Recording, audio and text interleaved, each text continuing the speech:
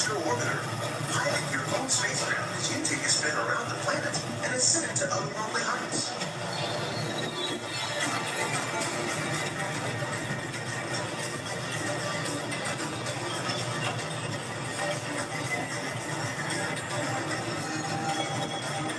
We're now approaching Walt Disney's Carousel of Progress.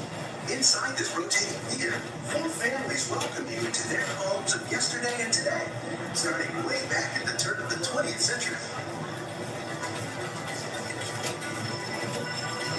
First presented at the New York World's Fair, this legendary circular theater celebrates the progress that has made our lives better.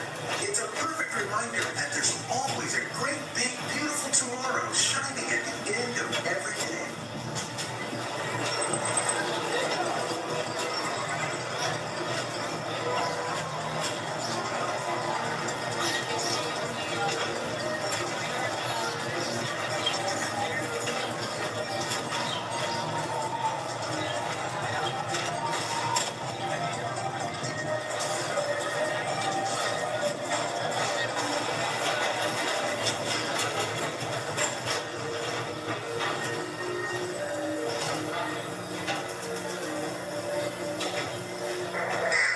Space Rangers, this is Buzz Lightyear. Report to your star cruiser and join me on this daring space mission.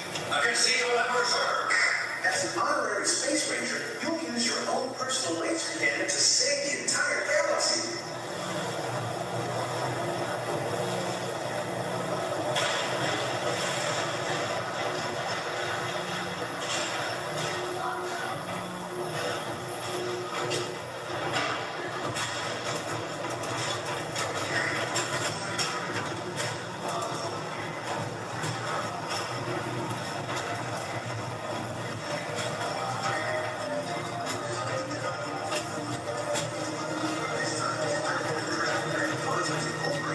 So drop in and join Mike Wazowski and all his pals at Monsters Incorporated platform.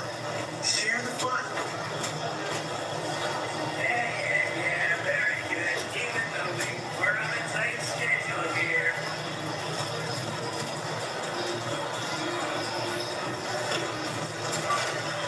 Station, our Grand Circle tour is coming to an end, but not to a stop, because this transportation system never stops.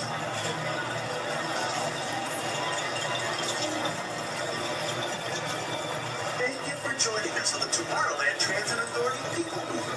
It's been a pleasure to have you aboard. Enjoy the rest of your day and have a great, big, beautiful tomorrow.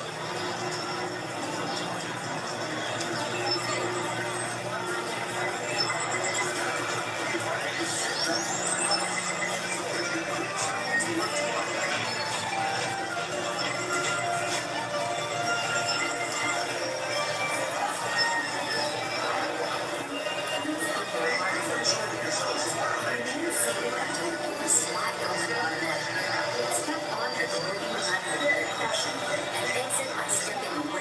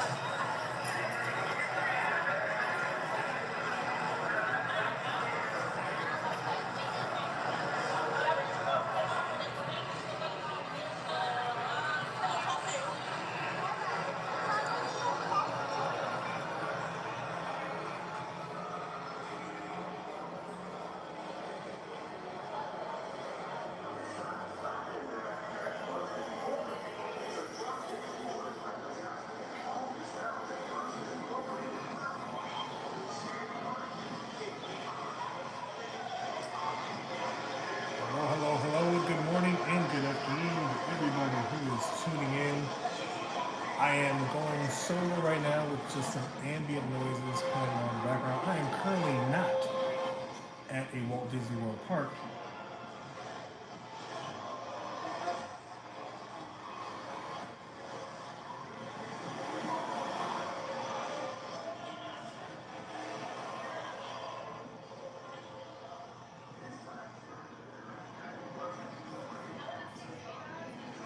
Just having some background audio playing.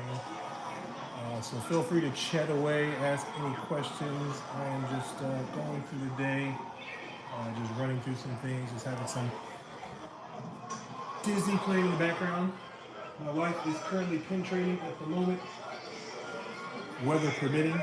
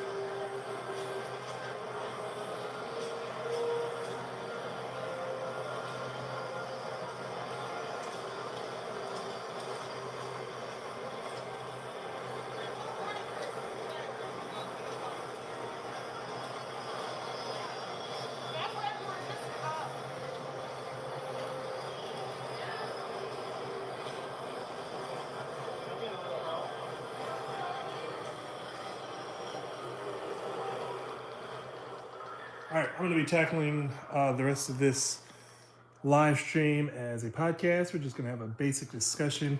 I do not have the camera on for obvious reasons, as I would not be able to showcase exactly what it is that I'd be pointing the camera at. I am at the house. The missus, like I said, is currently at the parks pin trading. Like I said, weather permitting. She's actually trying to go to some of the Skyliner resorts.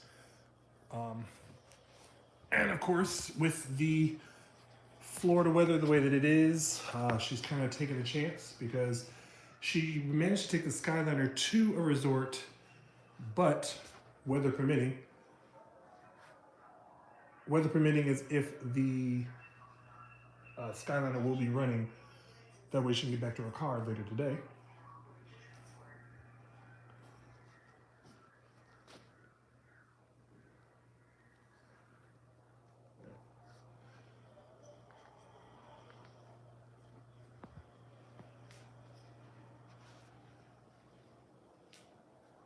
I'm going to basically be having some background music playing in those moments where I can't get to some of the chat.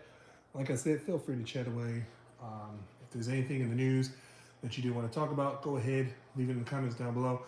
I'm actually doing this through the iPad, so forgive me if the audio is a little bit different. But I am utilizing my phone for any of the chats.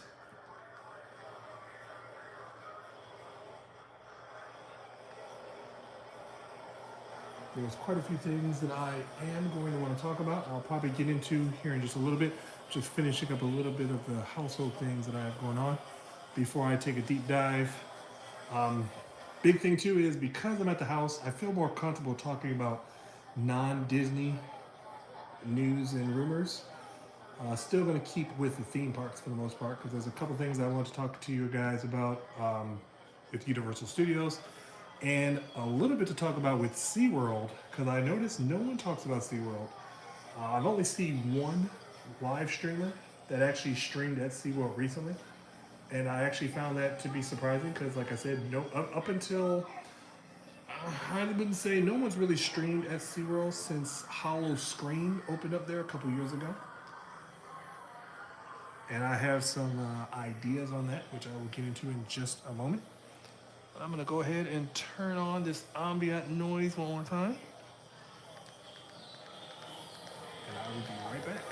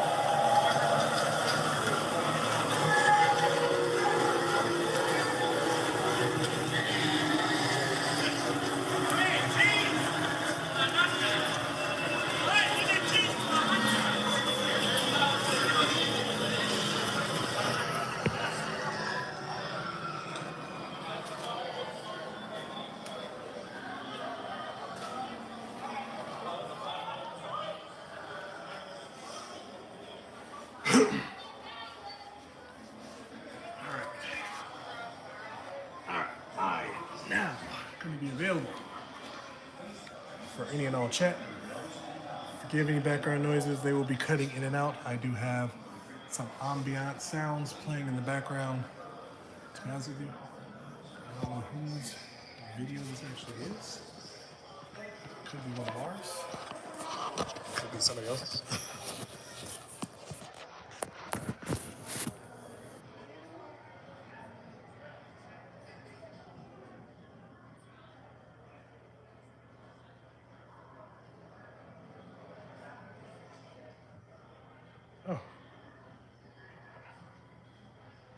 Oh. Right tracks. Sorry, it's all right.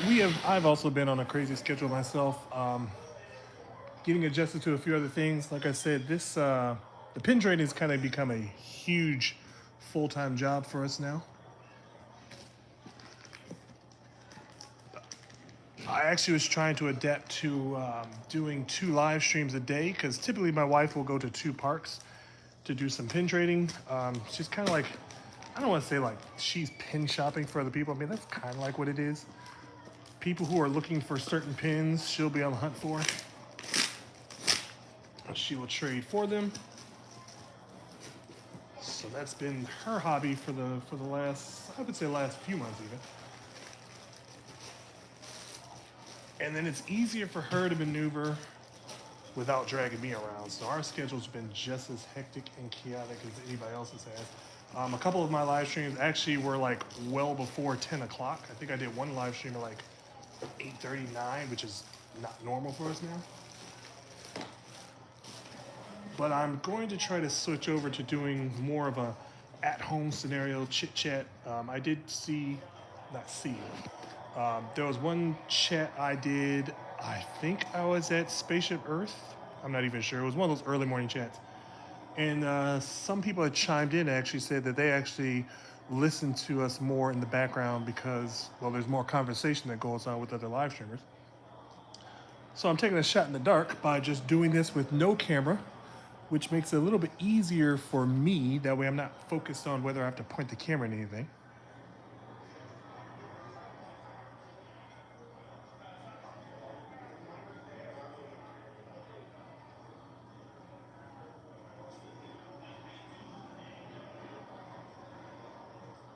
Yeah, pin trading, sorry about that. Pin trading, it's been better than it usually has been. Some parks are still hit or miss. I would say we've gotten a lot of luck with, what's it called? Animal Kingdom and Epcot. Magic Kingdom, not so much. I think Magic Kingdom and Studios, you just got to be there at the right time. So I've just basically been staying at home.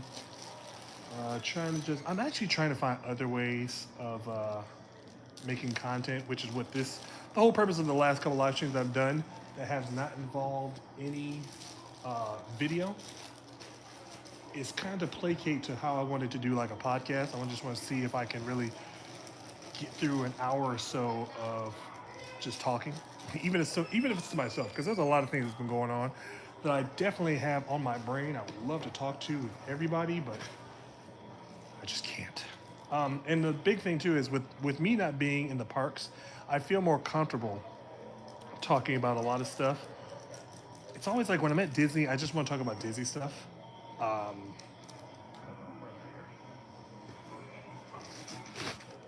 we got a lot of stuff going on here. With me not being in the Disney parks, now I feel as if I could talk about more stuff that's not Disney related. And I'll definitely be going back to the comments, so bear with me if anybody does leave a comment. I think I missed a couple of comments, and there was actually one video. I think I somehow actually managed to delete comments on I can't remember which park I was at now. I think we were at Magic Kingdom that day.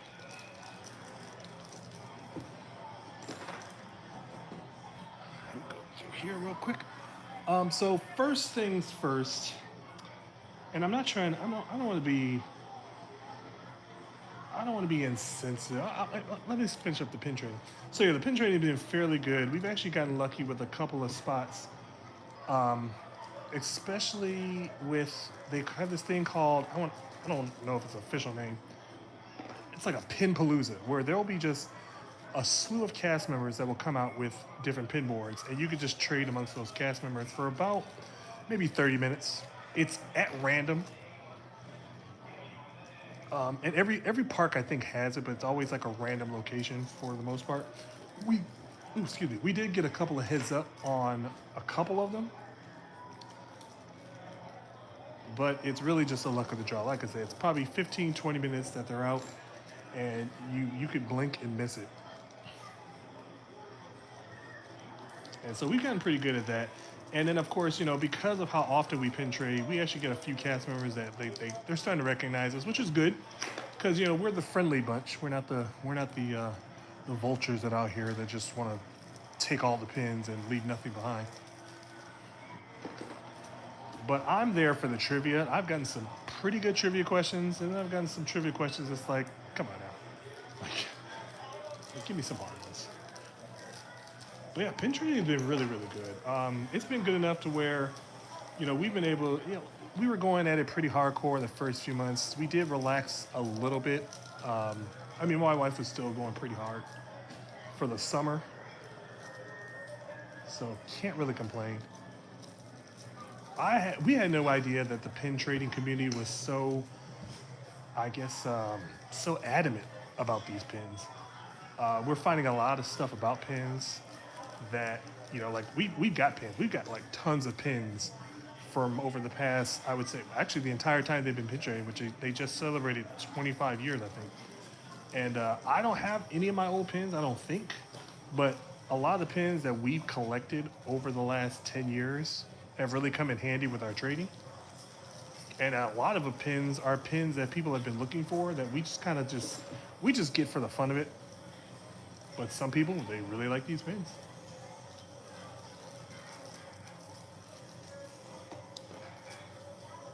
And yeah, just trying to get back into the groove because I know we fell off after our crazy summer. I don't know. I know I've explained on the live stream about our summer, but I don't know if anybody actually was around to hear most of that. But like I said, I'm looking forward to doing a lot of things at the house. I will eventually probably have the camera positioned a certain way. I'm actually trying to figure out if I can get this other camera linked to our devices so that I could have that set up and actually sit in front of the camera for all you people who probably might enjoy seeing my ugly face for the most part. But like I said, I do enjoy being at the house, trying to learn how to do this more often. I did a lot of test streams that will never see the light of day, just because of the hot mess that they were. Also, be forewarned, when I do end this stream, I'll probably try to be on at least till about 2 o'clock maybe. You will probably hear my voiceover as I try to find the ending stream button. So when I give the all clear, just go ahead and click on someone else's profile so that you don't have to hear me bumbling trying to find the button to end the stream on my iPad. And that is until further notice, because like I said, we do have another camera that we need to start using more, and I might be able to use that device to stream through video and still be able to use my phone for everything else. And as I said, another reason why I want to do these at home is because I'm not inside Disney. So now I feel more comfortable talking about non-Disney events and news. And without being insensitive to a lot of things too, I know that a big thing that's been going on for the last few weeks is the tragedy that took place over there at Universal Studios Epic Universe. You know, I never thought that something like that would happen at a theme park in the very first years of it opening.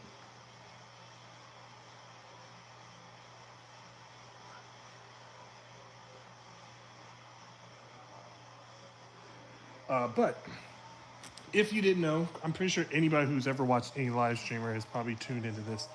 There was a unfortunate accident on a very new roller coaster at Epic Universe where a rider unfortunately lost his life due to, in part, again, maybe complications with the roller coaster, maybe complications with his personal medical reasons. I don't know. I'm not there to speak on it.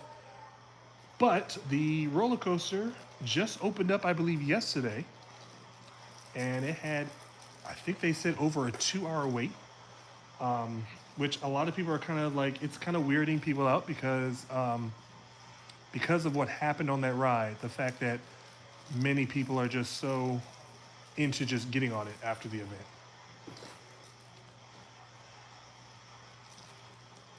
But it's not the first time, because I remember when years ago when Mission Space was kind of a brand new thing, there were quite a few people that passed away on Mission Space, and people were still willing to ride. Now, of course, that's not the case now, because now you can't catch anybody riding Mission Space. But it does surprise me that the news wants to talk about how long the wait time is for that particular ride. I'm more concerned with the fact, from what I hear, Epic Universe isn't even operating at half capacity, and their wait times are extremely long. So I do find it interesting that the wait times are that long for a park that isn't even at full capacity. And I do find it interesting that that ride had so much of a demand or popularity even after that event that took place. Like I said, it's been the talk of the town. I can't turn away from a TV station or a YouTube channel that isn't talking about this. So I figured I might as well jump into the fray to talk about it a little bit more. We actually went to Universal Studios on Saturday. Not that big of a deal as it. I mean, it was really weird because when we first got there, the park was there was nobody in the park. The wait times were all under 25 minutes, and then at some point, like during, I would say, somewhere between like 11 and 12 o'clock, it was like we were going towards Green Gots, and it went from a 25-minute wait to like a 55-minute wait in like a matter of minutes.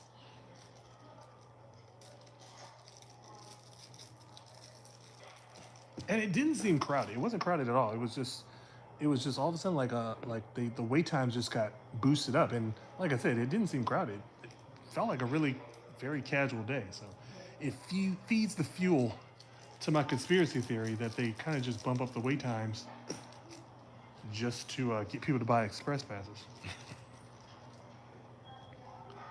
But other than that, Universal Studios has also got these expansions that they're trying to do. I can only speculate because I've never heard anything official. It's like if Universal Studios hasn't officially announced it, I'm not going to speak about it. But I've heard that the Lost Continent will eventually be going all the way. I think they've actually filed the permits for it. Mythos, the very favored and themed restaurant over in the Lost Continent, apparently will be closing down and getting a retheming. And the rumor is that it is going to be modeled after The Legend of Zelda, which is interesting. I was never a huge Zelda fan, but I do understand. I mean, I played a handful of those games. They were fun for the most part, but not my style of game.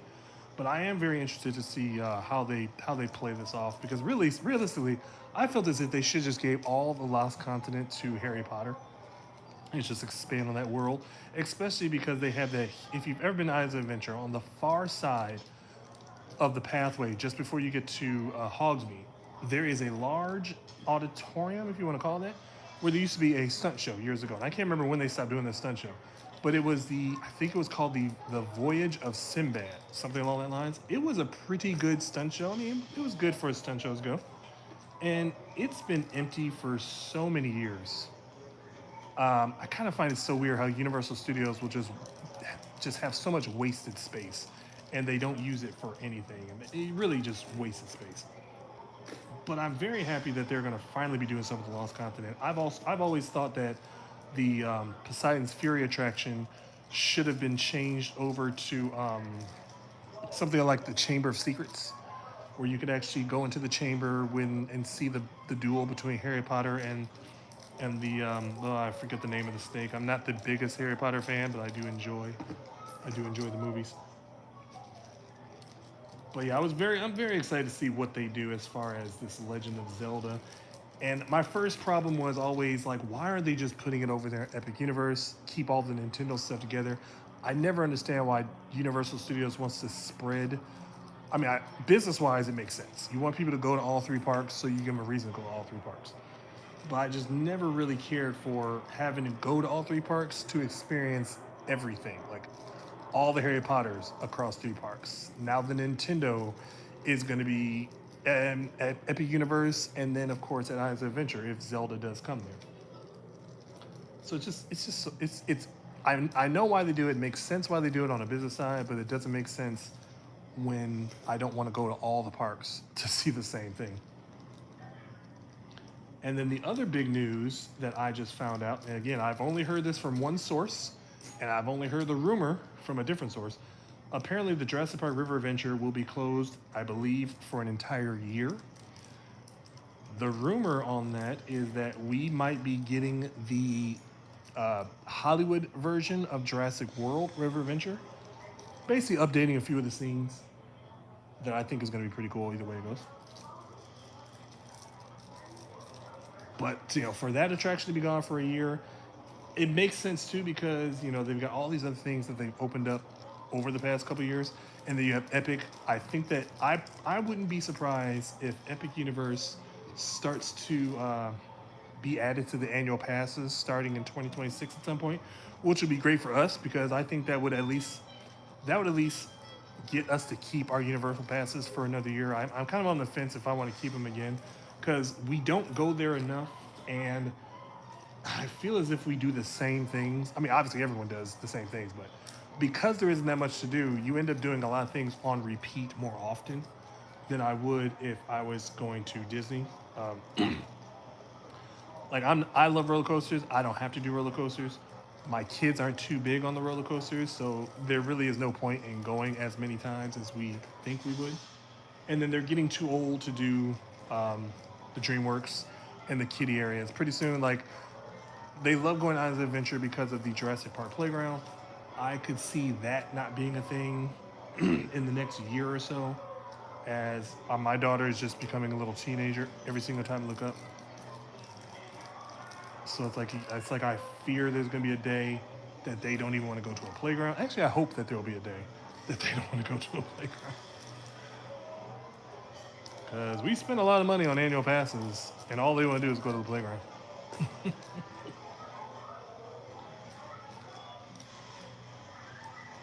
But yeah, Jurassic Park River Adventure supposedly will be closing down, if not already. It will be closed for an entire year. And again, the rumor has it is that Jurassic World will be making its way into Islands of Adventure, which again makes sense because the Velocicoaster is technically a Jurassic World entity, as it does portray the characters from the Jurassic World series onto that attraction. So hopefully they will update most of those animatronics. The one thing about Universal Studios as a difference between Universal and Disney is the animatronics. Definitely a lot better at Disney a lot of times than everywhere. Yeah. Yeah, so I remember first hearing about Zelda. Oh man. It was probably like a year or two before the Poseidon's Fury ride even closed. Actually, when the Poseidon's Fury ride was closed for the longest time, and I never knew why, but it was just closed ever since I think it was even before the pandemic. So I always just was wondering, are they ever gonna bring it over? Because I always heard the rumor back then. Basic way I could explain Zelda is if you played video games, it's a lot of that what's it called, role playing, where you take turns hitting each other, hitting your enemies. I never really got into that after a while. So by the time I got into Zelda, it was already like beyond its time, and it was very brief. I played maybe 2 games. I think there's a bunch of games total, but you can always tell when people don't really know, because Zelda is actually the name of the princess, and the guy in the green hat, as Ride Trax eloquently said, the guy in the green hat is actually Link, And I don't really know what his position is. I just know that he's like the superhero of the entire story. I don't want to say that Zelda was always getting captured. Not like what's her name, Princess Toadstool, or whatever her name is, or Mario. But somewhere in that sense, it's like, okay, she's the princess, and Link has to do the dirty work.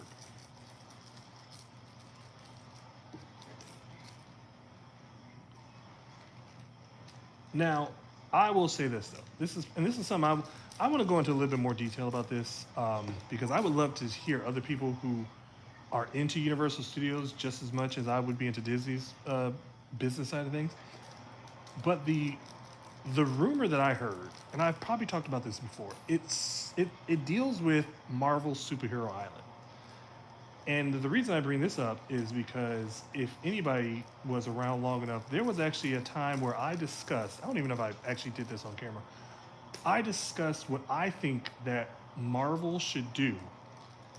And I may have talked about this because I do remember talking briefly about how I sometimes think that Florida is like the mediator between Disney and Universal Studios to make sure that they're not kind of putting a lot of stuff out at the same time, kind of alternating it so that tourism keeps coming to Florida, since that's the only thing that's keeping Florida afloat right now.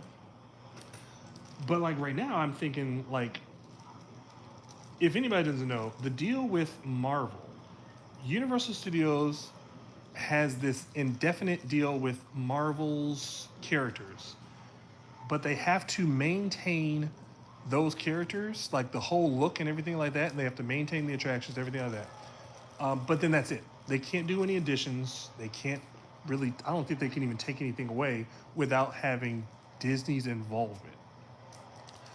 Well, because now that becomes a stale thing.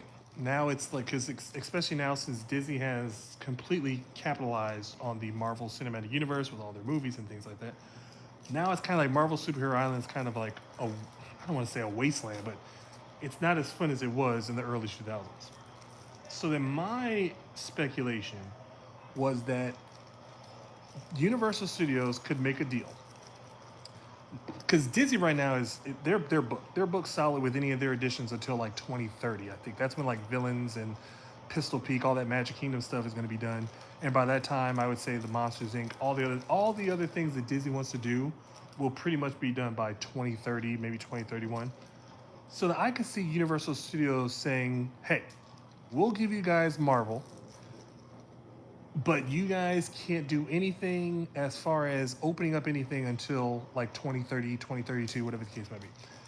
That gives Universal Studios plenty of time to, obviously, they probably have something in the drawing boards, to take down Marvel, put something up by 2030, and then Disney can make their announcement that they're going to have all their Marvel stuff open by 2035, especially with the rumored fifth gate that I think it was actually confirmed that they want to do a fifth gate and that they're going to start working on it, but we don't have any details on it.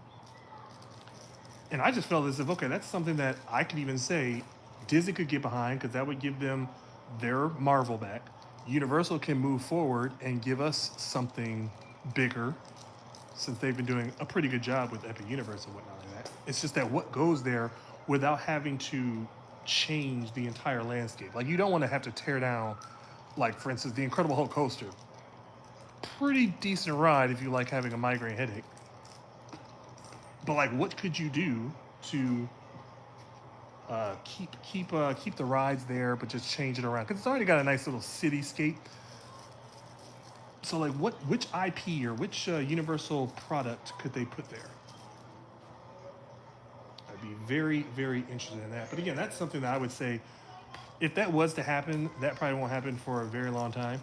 But like I said too, that was actually the thing that came up not that long ago. And I noticed that a couple of other, I wouldn't say, these are live streamers, they're basically just content creators. And they've had a lot of videos that kind of vindicate my feeling, because they've been talking about Marvel Superhero Island being lost in the 90s or whatever the case may be, because of the style that it has with the cartoon version of the Marvel comics. So, very interested in the future of Marvel Superhero, and because if I'm remembering this correctly, the contract with The Simpsons is supposed to be up as well. I don't know if that's ending at the end of 2026 or in the middle of 26, the beginning. I mean, I would imagine not the beginning of 2026 because that's right around the corner. I figured Universal Studios would make an announcement about if if The Simpsons is closing. But that is something that I've heard lately, and of course, people have already speculated that that's where Pokemon's going to go. Kind of up in the air with that, because there's also that possibility. Because I mean, what they do know is that Universal Studios has decided to talk about another portal that they'll be opening, or universe, if you want to call it that, over there at Epic Universe. And I would imagine it's going to be something totally different, and not an extension of Nintendo. So, one second here.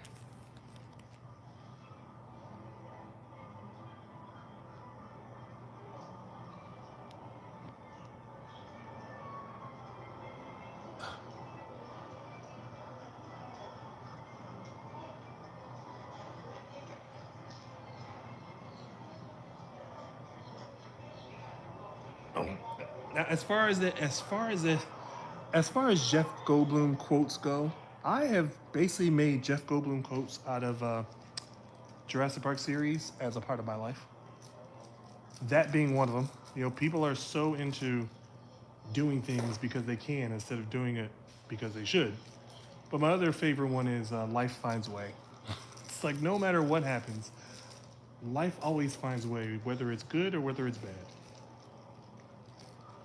And then, of course, my favorite line as it pertains to life, if you know, I won't really recite the whole line, but it's when Jeff Goldblum walks up to that giant pile of Triceratops droppings. That line is everything.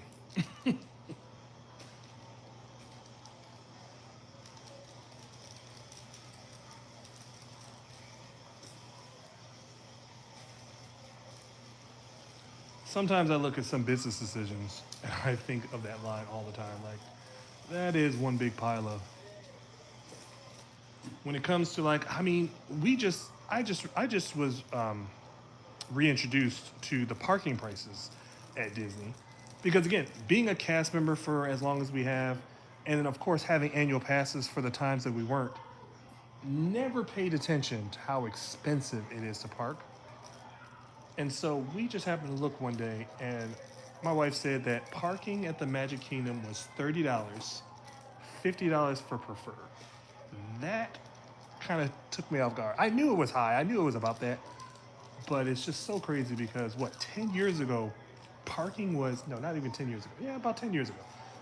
Parking was like $8. And there was no preferred parking. So there was no upcharge. Everyone paid $8. Your preferred parking was if you got there early. Now all of a sudden it's $30.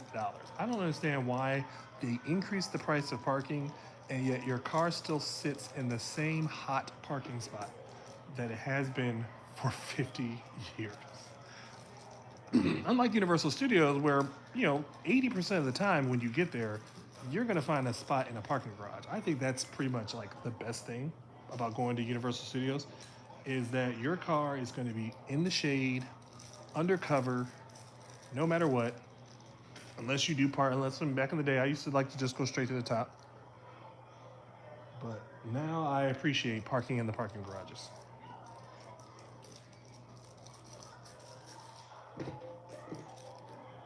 Now, real quickly, I want to say this real quick. 'Cause like I said, no one talks about SeaWorld. And I can only think about this so much in my head so many times. It is infuriating because I actually do like SeaWorld. I really wish that SeaWorld would like, it's like SeaWorld steps its game up and tries to be competitive with Disney and Universal Studios. I mean, they literally sit smack dab in the middle of the two. You literally cannot go between Universal Studios and Disney without passing SeaWorld. And I feel as if they were doing a good job and then all of a sudden like they stopped. It's like they stopped trying to compete because of, I don't want to say boneheaded business decisions, but not smart business decisions. And I know the pandemic and that questionable documentary really hit SeaWorld pretty hard. But I mean, I've always enjoyed. I enjoyed SeaWorld when we did go. But now I'm at that point where SeaWorld has two different crowds. There's either the roller coaster crowd or there's a little kid crowd. There's nothing really for the in between, especially for the price tag that they charge. I think it's like $60 now to get in SeaWorld, maybe more. Can't really remember. But now I feel this latest news thing that I've heard is that they're going cashless. But to go cashless now, they're imposing a 5% transaction fee for all transactions. So people don't have a choice but to use their credit cards or their debit cards, but they're going to charge an extra 5% to do so. Now, I don't know if that's true in all situations. I just saw on a Facebook post that was a thing. I think over the summer, they were kind of shocked by that. Most people have annual. Some people have annual passes, so it didn't make them no difference as far as parking goes. But there were people that were coming to SeaWorld thinking they're paying cash for parking, and then they're not. And then that $30 had a 5% fee to park their car at SeaWorld. That's where I was kind of like, SeaWorld, come on now. You can't do stuff like that.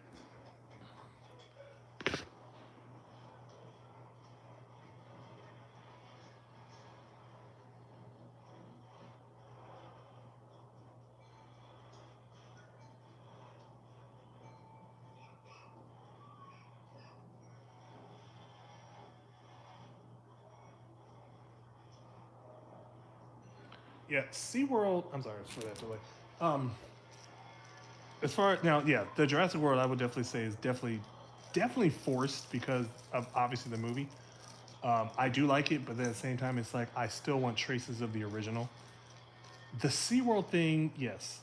Um, God, you said the fourth redhead stepchild. I mean, it's so interesting with SeaWorld because there's Legoland, there's Busch Gardens out there in Tampa Bay, but like SeaWorld's like, oh, I mean, I think people get more joy out of going resort hopping than they would going to SeaWorld. I know a lot of people who go to SeaWorld are, apparently, there's a lot of like international guests that come to the parks and they get like these big 14-day packages. And it's kind of like SeaWorld's kind of thrown in there. It's like, okay, here you go. You pay big money for this, you pay big money for that, you pay big money for this hotel. We'll throw in a SeaWorld in there for free.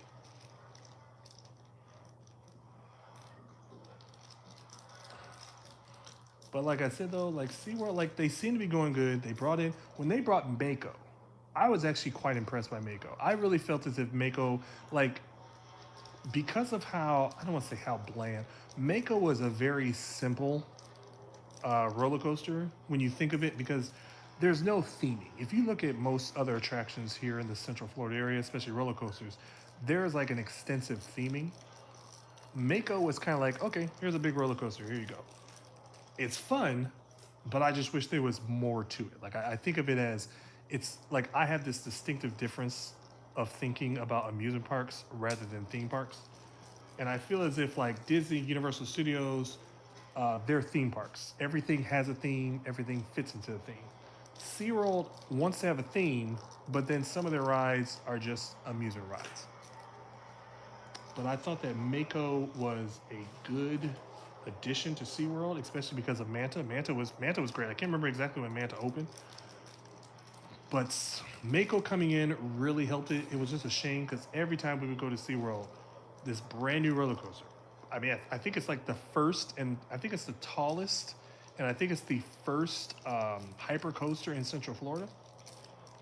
We would go to SeaWorld and there would be a soul in the park. Brand new roller coaster and always like a 15-minute wait. And that's because it's like a 20-minute walk just to get to the coaster. And I just always felt as if SeaWorld just doesn't get enough attention. Then they started bringing other roller coasters. They added in that, I think it's called Icebreaker, which is also a pretty good ride. They added that surfing coaster, also a pretty good roller coaster. Do enjoy those.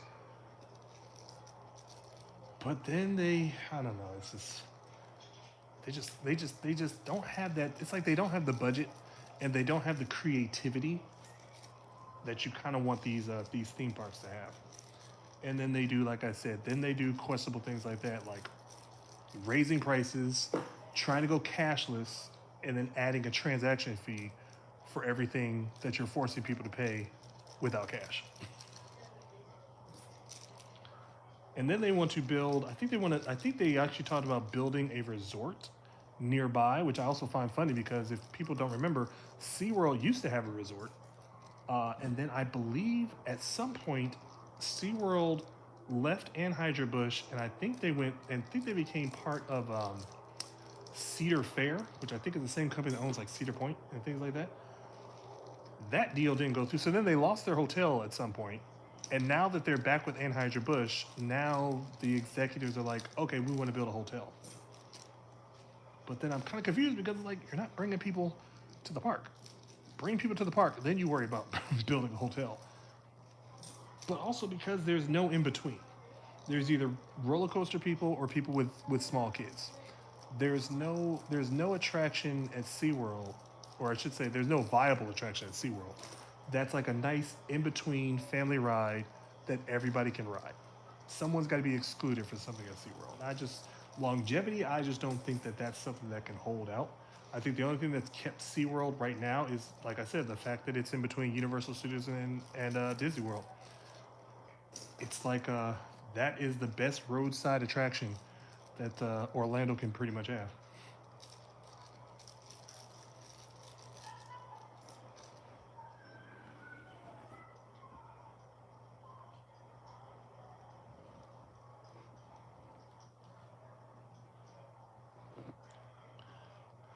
Yeah. My thing, my thing about the my thing about the Blackfish documentary was that like I remember hearing the story, and I just felt as if it was kind of like it's a sad story with how that orca lived and stuff like that. Um, but I think that it's just overall, it just, yeah, it made the company look bad, even though it's like there really wasn't nothing they could do about it. From what I remember, they actually got the whale from another, what do you call that, marine life type of spot. And I feel as if SeaWorld tried to do the right thing, but then you got the wrong people in positions, and then they just saw that as a money making opportunity. And as far as the tragedy goes, I mean, that was just, I mean, that's a bad thing, but that's kind of like, you kind of have to understand these are still wild animals, and I don't think I can have SeaWorld have to have responsibility for the possibility of what is going to probably happen. I've seen the documentary. I think the documentary made me more mad at the people who made it than at SeaWorld in itself. Because then I talked to people who have been around the situation, and they were able to say it's not anything like the documentary made it out to be. So then, and that's kind of like my mentality of it is, I'm not really going to have an opinion on something that I know nothing about, or if it doesn't pertain to me. Like, I mean, I'm sorry, I don't have an orca in my pool, so I'm not going to sit there and tell people how to treat an orca.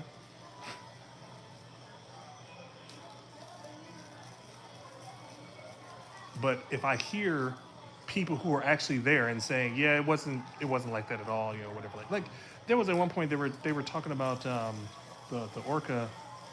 I think the orca's name was Tilikum, and at some points it wasn't swimming, which is very odd for an orca to just float in place. They're always moving, and they basically tried to link that to the orca's depression. But I mean, when you think of how big that whale was, there's no tank that they could have made that would have made that whale feel like that's where it wanted to be. But then because it was in captivity for so long, what do? You can't put it out there in the ocean and then have it fend for itself, because one, it's either used to being trained, or it's going to be one of those rogue whales that's going to be more destructive than anything else. So yeah, definitely got a bad reputation from that film. I didn't take any particular to it. It didn't affect me none. It just sucks that that's exactly what basically happened. I mean, I am happy that they're no longer breeding the whales. So like, I guess after now that they're done breeding the whales, they're planning on leaving from the Shamu encounter or the Orca experience. I think is what the show's called now. So like once they're done, once the show they're done, that's it. Which kind of makes it very interesting to see what the future holds because if they do that with all their animals, if SeaWorld starts to just build more rides, I feel as if that's going to be a very good thing in the future as long as they do better things as far as business practices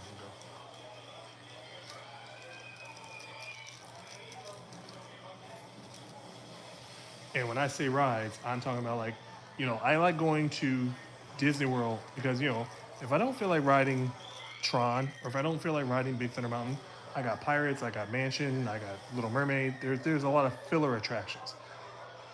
It's like SeaWorld doesn't have that. There's not them or and I say this, there's no good attraction that I could just ride to fill in time. The potential is there. I will tell you, like, they could have done some great things. If anybody's ever been to SeaWorld, that wild Arctic exhibit where the beluga whales are, that could have been an amazing spot for a ride if they did it right. And still having the beluga whales as part of the attraction. I just feel as if there's a ton of wasted space at SeaWorld. As many times as I've been there in the short years that I have been. Journey to Atlantis, missed opportunity to update that attraction. Still kind of questioning why the Beetlejuice theme was played on that attraction one time. The turtle tail attraction, another missed opportunity. I don't know why they keep the dolphins there when you can't even get close to the dolphins anymore. I know I'm ragging on SeaWorld a little bit, but I think that many people don't talk about SeaWorld, and I think that many people who go to SeaWorld get disappointed.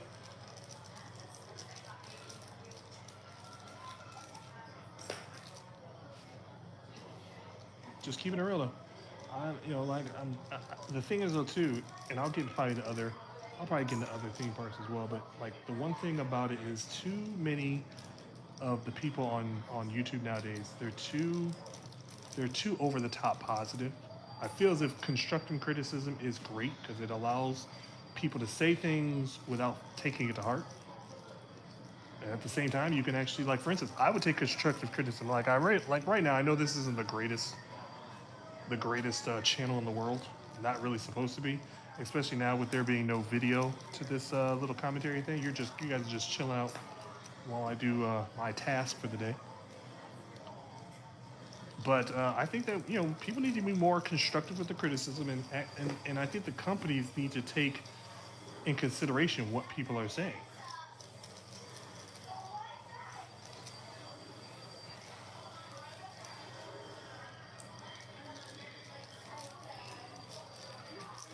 And I think that SeaWorld would be a prime example because there's a lot of things. I mean, if you were to give me an unlimited amount of money, I could probably tell SeaWorld exactly how they could do things a little bit differently. And one of them is not wasting so much space, not having so much. I love the scenery, but I think it's too much scenery. It's too much of nothing.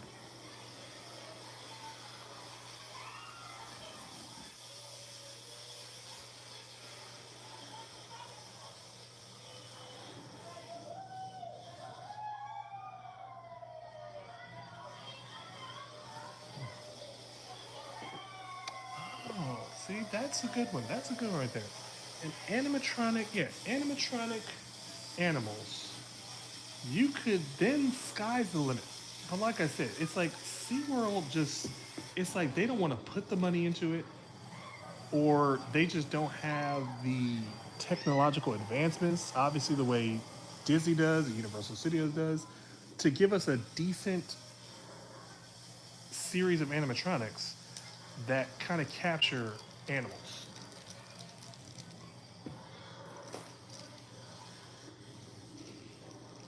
But if they could just get like something, like even like they already have a good head start because of the wild Arctic and the Antarctica elements that they have. That's something different you don't see at any theme park here is a winter element.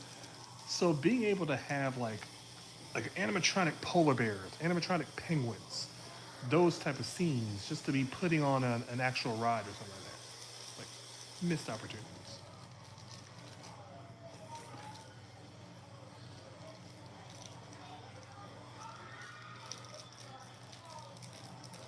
And more of a physical set. I want to see more physical sets, and not everybody just go and just do 3D videos. And obviously that doesn't benefit me anymore.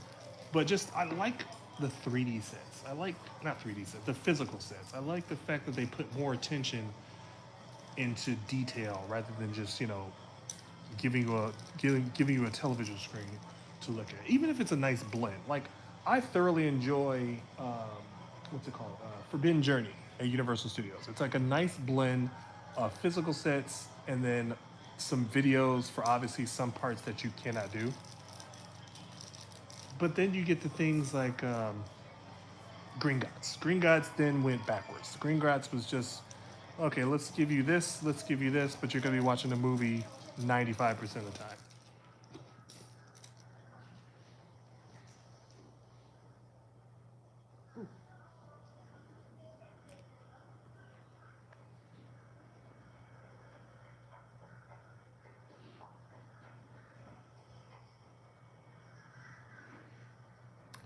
But yeah, I don't want to. I don't ever want to like. I don't ever look forward to like bashing anybody, but sometimes I roll my eyes hardcore because now I feel that like there's so many people that are trying to be on YouTube, trying to be on TikTok, trying to be on Instagram, and I hear them because obviously if I'm sitting around the park, I'm going to hear everything that goes on, and people are just how do I don't want to say like it's not even about being positive. They're just too over the top.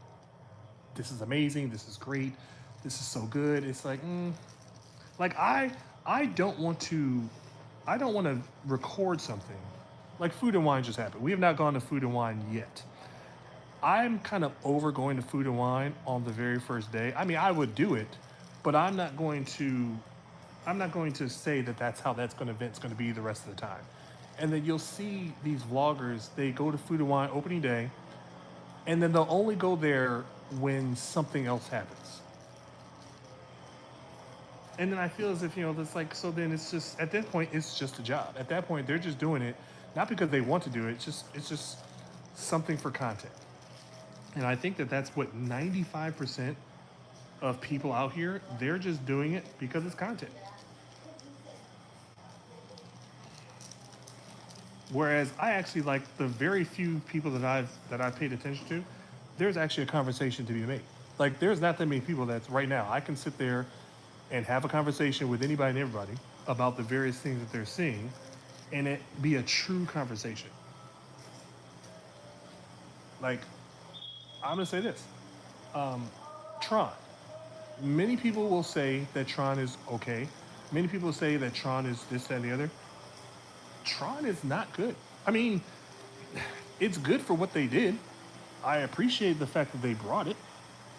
It's a great family ride. Like if you have some kids who are fairly new to that type of coaster, it's good.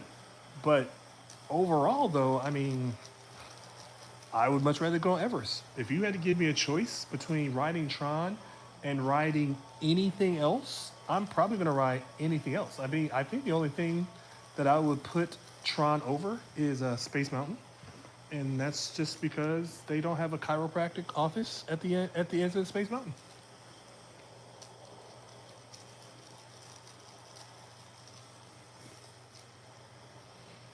I mean, you could test me on this right now. Like if you could name any ride, and there's only a handful of rides that I would pick Tron over, and that's a very small handful.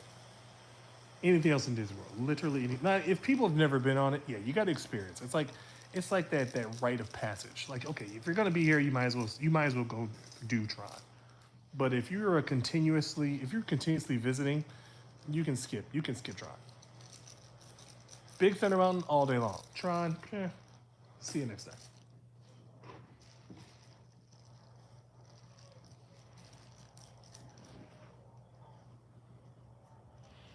But at the same time too, like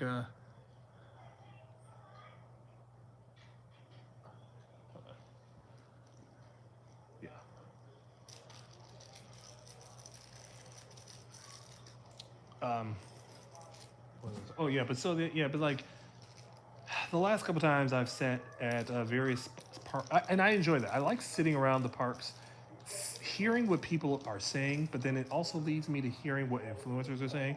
And there are sometimes, this is what's really aggravating. There are some people you can tell they only came to Florida to do the influencing part, but then they're saying all the wrong information. They'll spew out the same stuff that they got off of Reddit or that they got off of some other website, and that information is wrong because they're listening to somebody else who's either never worked for the company or don't go to Disney or just all the crap that they keep reiterating, and that is like it's cringeworthy sometimes to hear some of the stuff that people say. Like for anybody that doesn't know, like I have an opinion on the Lightning Lane. I cannot stand Lightning Lane. To each his own. If you do it, okay. But I'm not. You will never catch me purchasing a Lightning Lane because it's like a slap in the face to everybody that's been going to the park for more than 5 years. Lightning Lane is nothing more than Fast Pass. It's just that now you pay for it. But every influencer makes it seem like, oh, it's this brand new thing. It's so accommodating. It's like it's Fast Pass. It's every edition of Fast Pass that we've ever had. If you remember when the Lightning Lane, like right now, the current version of Lightning Lane is you can pre-plan for up to 3 attractions, and then after you use one, you can get your next attraction. That is literally what Fast Pass Plus was. You got 3 attractions that you get to pre-plan for. So to make it seem like Lightning Lane is this new thing is just ridiculous to me. Then when Lightning Lane first came out, it was you could only get one at a time, and if that one wait time, let's say you had a time that was 2 hours away, then you could go get another return time. So it was basically one at a time with some you know other implications. But that's exactly what the original Fast Pass was when they were paper Fast Passes. So they're parading around this like it's brand new, it's high tech, it's so futuristic, but it's the same thing that we've been dealing with since when did Fast Pass come out? 1996, something like that. But I see the YouTube shorts, I hear the TikToks, I hear the videos, and it's like they're always preaching that, oh, this is great. It's not great. It's the same thing that we've had, except we're paying for it. I wish people got just as mad about having to pay for lightning lanes as they did when they had to pay to park at the resorts for that brief Chapek era ruling that they did.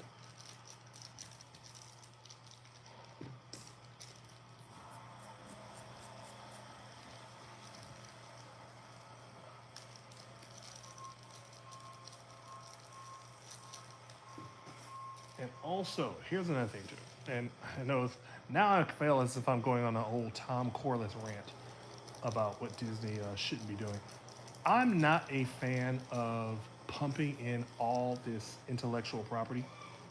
I feel as if that takes away from what Disney used to do. Disney used to have an original idea, and then that would be great storytelling. There's no guidelines to go by. You can do whatever you want.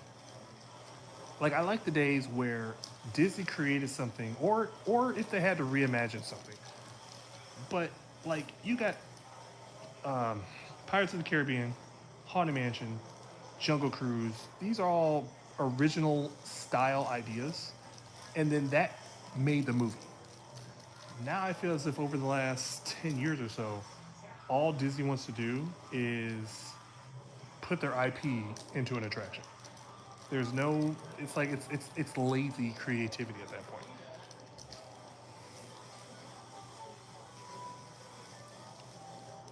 And mind you, like it's still fun. I still have a good time. I just wish that there was, like, I find myself wanting to get on Pirates, Mansion, Jungle Cruise, all those Carousel of Progress. I miss the old alien encounter. Like it's those original concepts that was a lot more fun than writing something that I've already seen the movie of.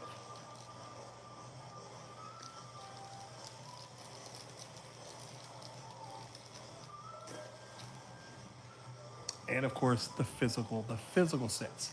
I know I said this before, but physical sets are just the greatest.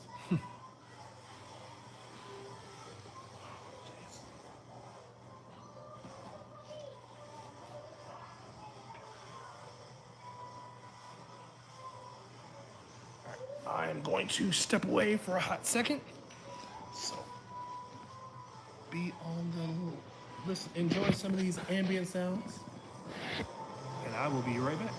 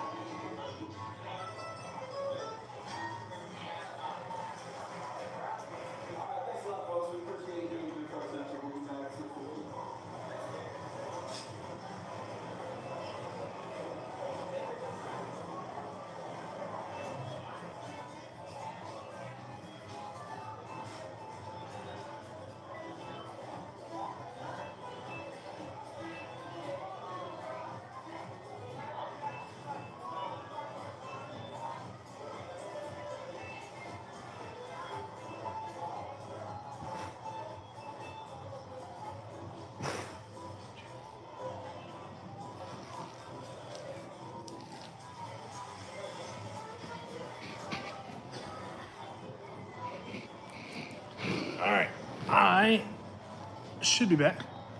Hold on a minute. Let me get situated here. Had to address some situations. Oh, look at that. Fast Pass Radio. Flash relayed again, Fast Pass. No, no visuals at the moment. So I'm gonna say this real quick. So basically, the pin trading is really in high demand. We've got a lot of people that are coming in and they're looking for specific pins. So it's kind of better for me just to hang back on certain days. So I was really just putting my heads together on figuring out what can I do to the channel for the most part to try to keep up at least with some form of the algorithm. If there is a day, I will go out to the park, but it will pretty much just be kind of like me sitting in one spot. The problem became because of all the equipment that I have right now, it is a pain to get through Disney security with a backpack with fuel rods, and I have the big iPad basically, the phone, all this other stuff. We always get randomly picked to go through security, which is fine. It's like a hit or miss, but I think it's just it's just more of a hassle than anything, especially when some days we don't get flagged and some days we do. And then for the most part, I'm usually just going to sit out anyway. So then I figure if I'm just going to sit out and talk until we can master a lot of this YouTube stuff as well, because I know there's probably not an actual picture. I really don't know what shows up. So welcome to my world. So basically, I've just recently, the last 2 live streams I've just done at the house. I didn't say anything in the last one. I was just kind of listening. So basically, I'm playing like some ambient sounds, which is what I would be playing anyway when I'm at the house. And then I'm just kind of shooting the breeze because I know you guys weren't here for one of them. There was an early morning live stream because at one point I went to the parks with Jenny, and she's usually doing 2 parks a day. But we get there super early, and then I figure I'll just sit out. Can't remember which park we were at, but I think it was we went to Animal Kingdom, and I filmed right outside of what's that ride called? Dinosaur. And I titled it Countdown to Extinction because that's my first time being in Animal Kingdom since they announced that Dinosaur will be closing in February next year. So as the chat was going through, there was actually a couple people. I think since I've been back, I think we got a few more new subscribers. But a lot of them actually said that they've actually been listening to our live streams rather than watching. And I can't remember the gentleman's name, and I hate myself for that. One of the gentlemen actually said that he's actually enjoyed listening to our live stream because there's actually a conversation going on that just doesn't involve me, like what me and Rychat's been talking about. It's not just me hyping up Disney or hyping up everything that we do like it's the best thing ever. So it's kind of refreshing to know that some people just want to listen to the conversation. So, and I figure without me going into the park, and this is why I don't have to worry about where the camera's pointing, there is something I'm going to want to experiment. Obviously, we have quite a bit of time to do it because I do want to try to get into podcasting sometime next year. I'm still working on what I can do because I'm trying to do everything on my own without having Jenny do anything else. We do have a pocket camera that I know I can set up to use as my camera and microphone. But it's just a matter of where can I position that camera to where I can just turn it on and pop it in front of it. And then you guys can just stare at my ugly face all day. And then there's another camera that we just heard about that sponsored another YouTuber's channel. And that actually seemed like a very interesting camera too. And it has it's like a small camera about the size of an iWatch, or what's it called? Apple Watch. I don't even know how to talk. About the size of an Apple Watch, but it's got like this magnetic, I think they were describing it as a magnetic necklace to where you can just go hands-free. And I figured that would be better if we could get that camera in the future, possibly. Then that would be better to just put that around my neck or something like that. And then that way I can just stream through the camera, still have my headphones, and still be able to interact through the chat on my phone, and then possibly not have to bring so much equipment. So I do plan on going to the park maybe a couple times this week. It depends. if we, it depends on how fast we can get into the park at the same time too. So be on the lookout for that. Actually, if I take the time and play with this camera either tonight or Wednesday, I could probably figure out how to do that because that camera will be a lot easier to carry without having to carry the huge backpack.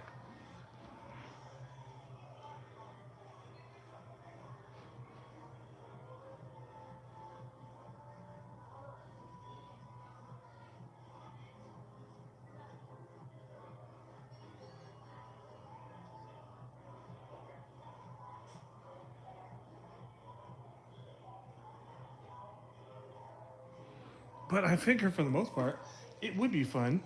Like I know maybe some of you were here for the Hollywood Studios live stream that we did.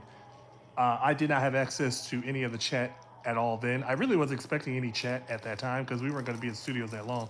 And then once the live stream ended and I was checking out the recap, I saw that there were 9 comments. I was just like, well, I don't know who those were. Sorry. But yeah, it's kind of like you're listening things in the background, listening to conversations. You're listening to me talk, but the visual is just like me. Can't see nothing. But like I said, I think the guy's name was Thomas. That's the name that really comes to my mind. So he actually openly said that he's been a Ninja listener for a little bit of time, and I just remember what that meant. Like people who are, they tune in, but they may not be subscribers. They're just like I just pop up on the recommended, and there it is. And then some people actually, I think one person said that she actually couldn't remember our name, so she was actually happy that we came back up. So it's good to know that some people actually do enjoy our presence in the live chatting community.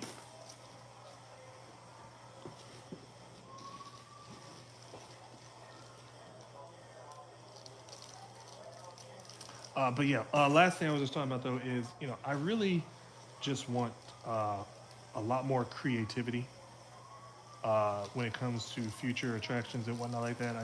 I feel as if everyone just kind of takes a backdoor approach to certain things.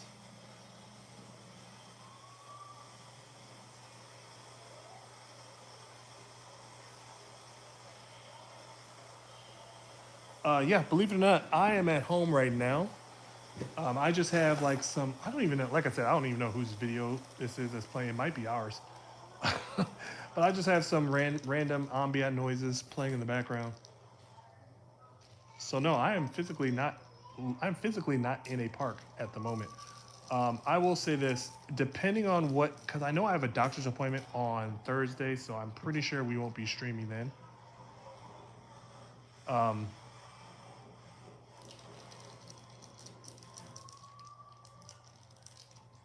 Hold on one second. Sorry about that. I know I have an appointment on Thursday, so there will probably not be a stream on Thursday. I might see what's going on Tuesday. Maybe see if we're doing anything Wednesday. I'll try to get out to a park and just prop the camera up again. Like I said, it's just so much more difficult with this whole security process now with all this further equipment. And like I said too, if I do figure out how to get this camera situated, because I think the biggest part of it is it's the fact that I'm bringing this book bag, and the book bag is because I've got the iPad pretty much. But if I have pockets that are big enough for all the fuel rods and cords and whatnot like that, so.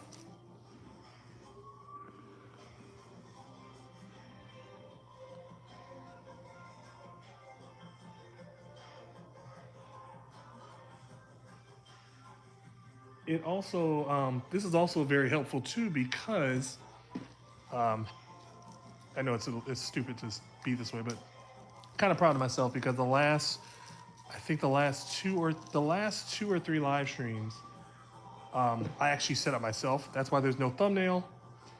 I do know I'm missing probably a few things. Like again, I was in the impression that because I don't have a thumbnail and my camera's off, I was in the impression that our default picture would show up instead. I don't know if that's true or not.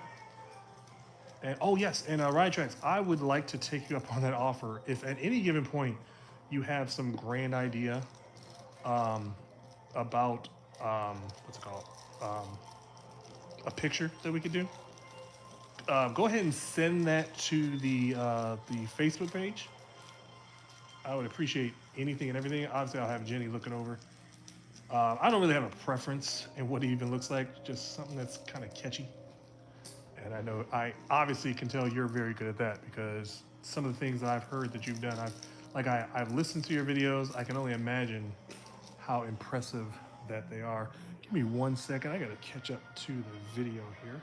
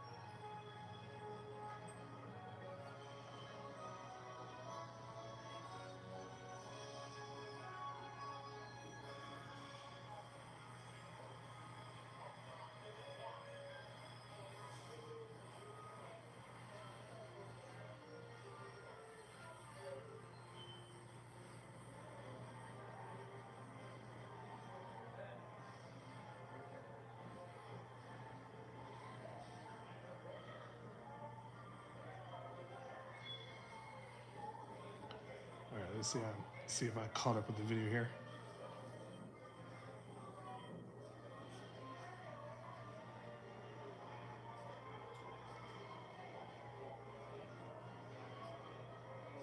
Okay, here we go.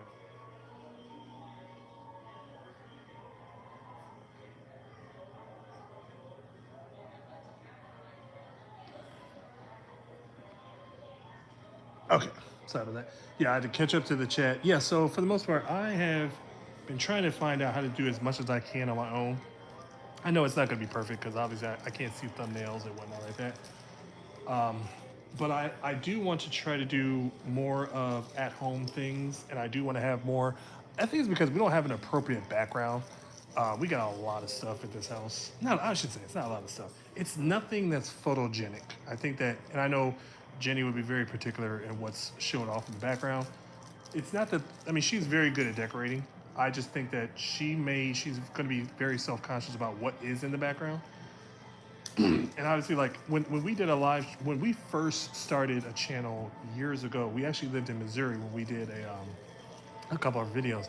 And if you were to go way back in those days, we had a room that had all of her Disney stuff in it. And in the background was her wall of drawings.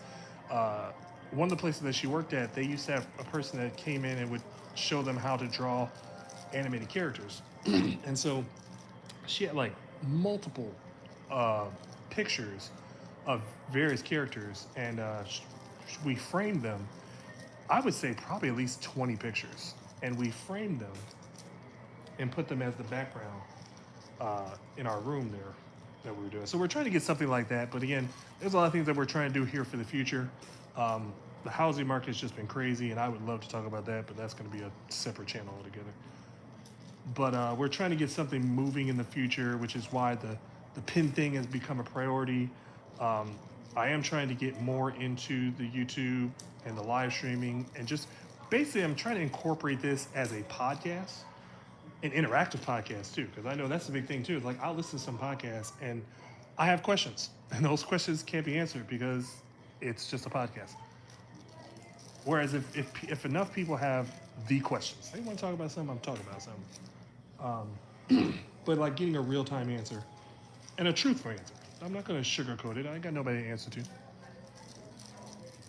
I'll be more respectful of I guess you could say, the political correctness, the climate of it.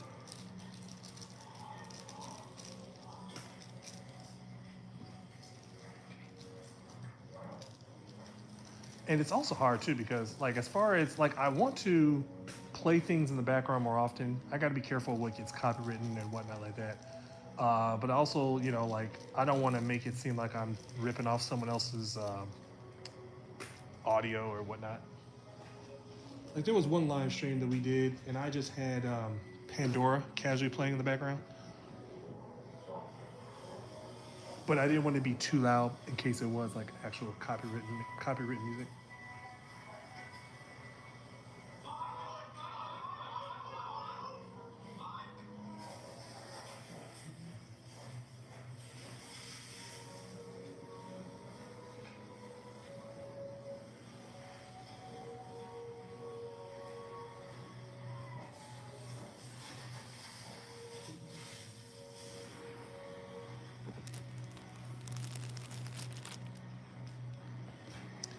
Yeah, that music earlier. I was never a huge absolute fan of Epcot, and then of course I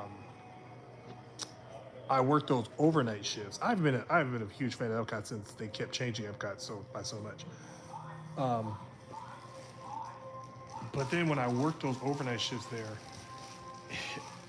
I didn't mind working there, but man, I that music started to play all the time in my head. Gave me a little PTSD, a little bit. So I don't know if Fast Fast is still here or not. So when we talked about what we talked about a little bit ago. Oh, by the way, you gotta tell me um, what all you guys did on your vacation too, because I just feel as if I've been out the loop since we've been doing all this other stuff. But I got some serious questions about other live streamers and YouTubers because I know how I can push my stuff out to get to other people, and I know a lot of it like again like I had a live stream the other day that had a few people in it. Um, the numbers didn't add up, but I could say I had a consistent. My recap said I had like 10 people in the live chat, which is pretty good for someone who stepped away for a little bit of time. But there was another live streamer, and I find this very interesting. And sometimes I wonder if AI is involved or whatnot like that. But I checked out their uh, upcoming live streams, and they had several of them, like for the next week. And it wasn't anybody big. I mean, I think this guy only had like 3,000 subscribers. I've never heard of him, but everybody kind of sounds the same after a while. And I don't think it's anybody I've even seen in anybody else's streams. But he had a couple of upcoming streams. I'd say probably about 4 or 5 of them. I checked every single one of them. Every single one of them had at least 15 likes already.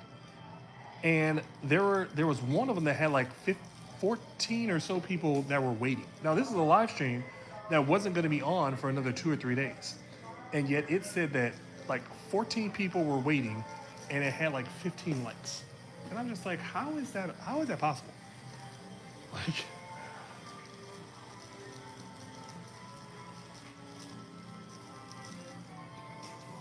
I mean, at 15 likes, that's already a shot of Beverly, and he's not even on. And I'm just like, what the heck? I would think that any content that we've had can garner enough attention than what this guy's doing without anything.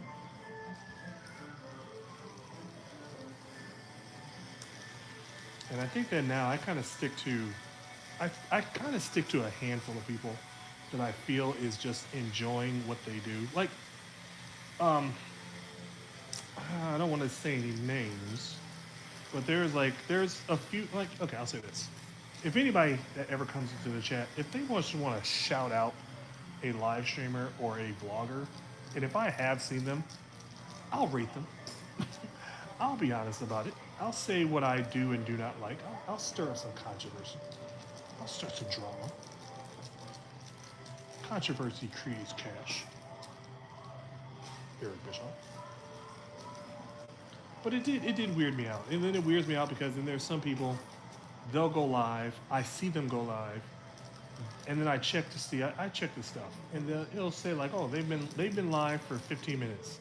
They have, 44 people watching, but they have 86 likes. I'm like, how's that possible? like, what is going on here? we haven't been taking the deep dive in some of the programs out there, but one of the things that I do am interested in because I know AI is like a big thing. It's becoming just a huge thing now. But like to me, I was also wondering, and maybe somebody can help me out with this because I don't think I can't look it up. I don't know if Jenny would be able to find it, but I'm looking to see if there is something that's AI, like an AI podcast. Like I would actually be on the podcast, but I need someone to banter with. And I'm wondering if there's like an AI program that could be the host for a podcast so that, I mean, I'm still going to be crazy because I'm going to be talking to somebody that's not there. Kind of like now.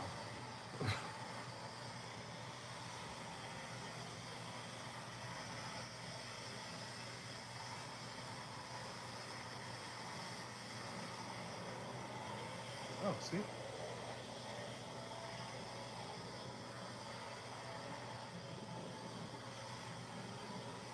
Oh, well, okay, hold on one second. Hold on one second.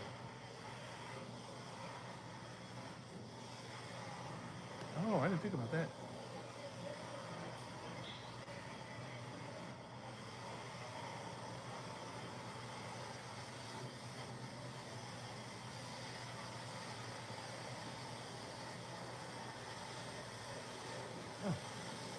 Sorry, that one, those comments were not coming in, so sorry about that. Dave, welcome to the channel. Welcome back. I'll be complimentary and I'll just say go ahead and like this video, subscribe to this channel if you haven't, for the lack of content that it is.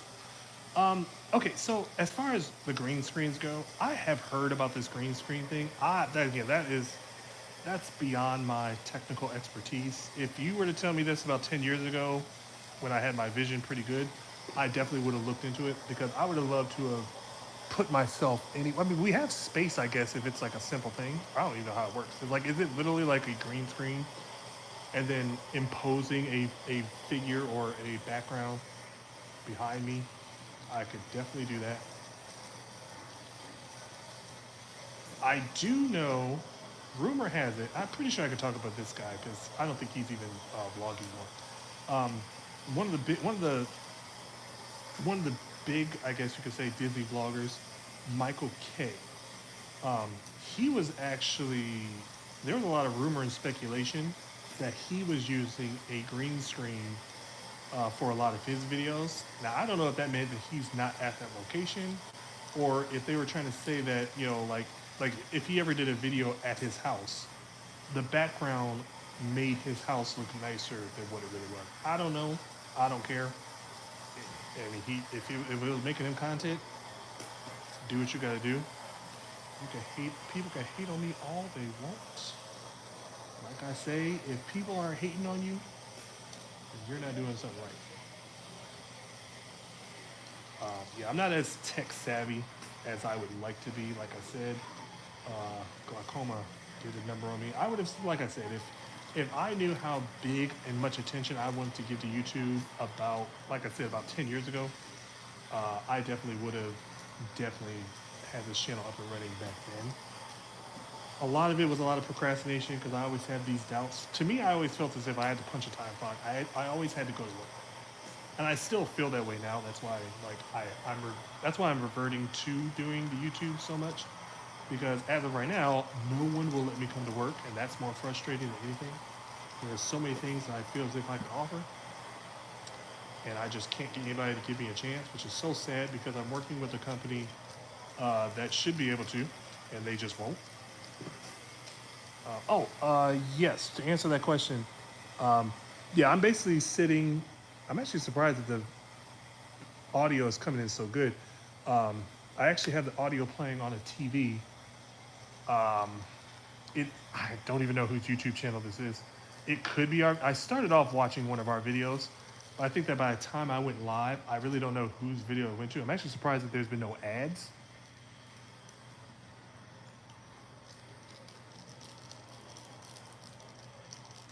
And I know we had, because I know like Jenny's really into the ambiance, so she's got a few of those. We have, I mean, I would say tons. We have a lot of, what's it called? We have a lot of videos that we could upload. There's a lot of things that Jenny wants to do. She just doesn't have time to do them. And because everything that we do is either through our phone or through an iPad, We don't have a laptop per se, so we're very limited in our capacity as far as whole storage or whatnot. But like I said, I have a few testing streams that I did set up on my own, so I'm getting a feel of what I can and cannot do on my own. And obviously, like I said, thumbnails. If you see a good thumbnail, Jenny did it.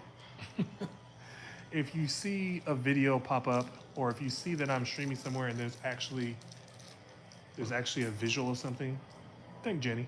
She did that. I'm just here. I'm just here for the vocals.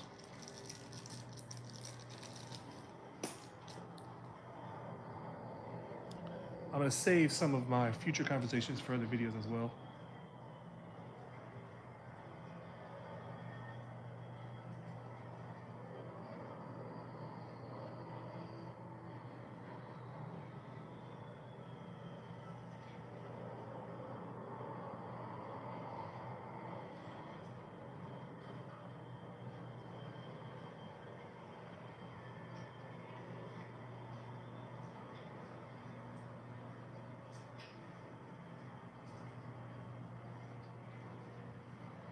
Okay, yeah. Anything that you have, send it to our Facebook page. I have been on there. I just haven't posted anything on there because it's really because my phone. So on my old phone, my Samsung phone, I used to be able to speak everything that I want to post on Facebook. Well, apparently the Apple phone doesn't do that. At least not through Facebook. So it takes me a long time to type something out, and then the problem is because if like for instance this title, it is what it is, but I had to keep going back over it to make sure I didn't skip a word because in my brain I've already got the title, but then when I go to type it out, I skipped words or I misspelled something and didn't realize it until after the fact, and then I have to delete everything I wrote to get to what I needed to fix. It's a learning curve. So, but yeah, I basically have been going through and just kind of interacting with the different pages, just trying to get eyeballs on our YouTube channel, I'm sorry, our Facebook page. And sometimes with the YouTube, I'm on YouTube and I watch things either on my TV, which isn't signed in. A handful of things I'll watch on the phone, but I don't chime in too much. And I have to figure out why I'm not getting notifications. Because, like Ride Check, I just went to your page not that long ago to see if I've missed anything, and I never got any of these notifications for all these shorts that you've done.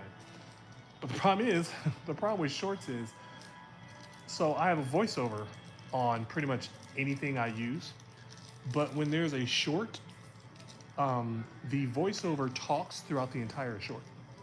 And it does that through every short. So like if I go to play another short, the voiceover is talking about everything about the short, the content creator, how many likes it has, everything. And then by the time the voiceover is done, the short's over. So I'm like, oh, okay, well, that was fine. So I'll actually go through. I'll actually have to go to another TV because I know I have another TV that I can use a shortcut to turn that voiceover off, but that TV is in the garage, so don't go out there too often as I should. But I'm very, very, what's it called? Very much wondering what those shorts are about, because I did see something about Alien Encounter, and that made me think of another thing I wanted to say earlier about original content. I always felt as if they really dropped the ball with Alien Encounter back in the day. They really could have made that an attraction similar to Indiana Jones, like an updated version of Alien Encounter, where now instead of the CEO coming to see you, you actually go to their planet and you'll actually get displaced on another planet and have to chase and get chased by an alien creature. All the same technology that Indiana Jones has, just brand new theming. I feel as if that would have been better appropriate than giving us Stitch. Ah, yes. Epcot.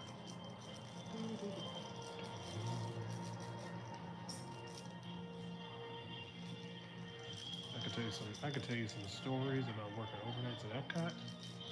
Ooh man. This is the music right here. Like this music goes on loop till about I think it was 10 minutes to 2 before it turns off. That's how I always knew how well I was doing with my job activities. I could dictate, like I could tell you, if I got so far in the park doing my job and then the music cut off, I knew how ahead of schedule or behind schedule I was.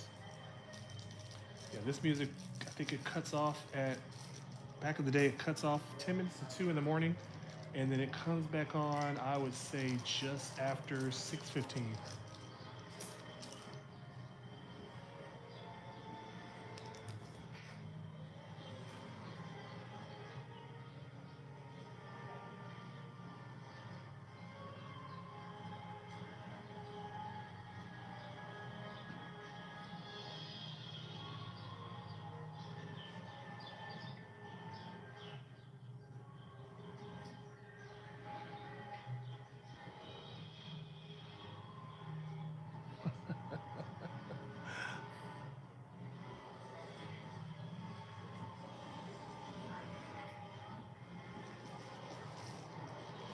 Um, you could either do, you could either do Bob Iger talking about reimagining stuff that no one wants to be reimagined, or if you really want to make it scary, just do the new Alien Encounter featuring Bob Chapek and what Bob Chapek wants to do for the future of Disney.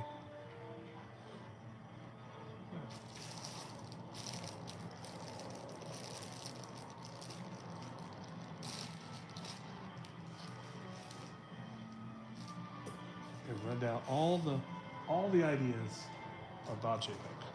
We're going to charge for resort parking. We're going to charge for. I mean, I was so sure that they were going to start making people pay to park at Disney Springs. I was waiting for it. I'm just like, watch. They're going to find some way to put a payment station at the exits of Disney Springs.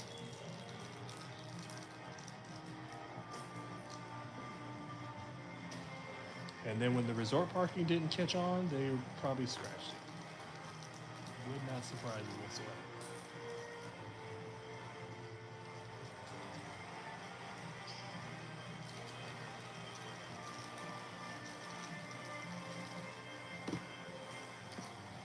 And also, too, this is another thing. This is another thing that really, this is what grinds my gears. Um, this whole notion that Disney is suffering because of these decisions. I mean, not decisions, but like Disney is suffering because of this. Disney's suffering because of that. It's like Florida's just being bad altogether. It's just a bad time. Like I think tourism is just down as a whole. They tried to implement all these different. They implemented all these year-long events to try to get people to come, and it's just like it's not happening. It's like how we say it's like it's not genuine at this point what Florida's doing, and it kind of shows. It's like this desperation to get people to come and do this and come and do that. And I've always thought like it's great that they're giving us something new, and they've been giving us something new for a while now. But at the same time, it's just like, it's like they have to give us something new to keep people coming. Whereas you can keep everything the same for the next 10 years, and I'm still going to come.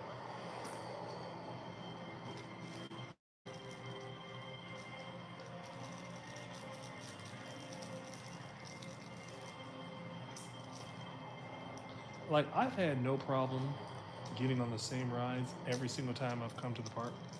I didn't feel that I have to come here every single year and ride the newest thing. And I just feel as if that's all they want to do now. Like now, like Food and Wine, it's like now they stagger some of the booths. So if you came during the first week of Food and Wine, now you have to come back because now there's something new. Which again, that's a great business model. But it's like some people don't have the opportunity of doing that, and then they're discouraged from going again because it's like, are they going to just do something again till we leave? Something brand new.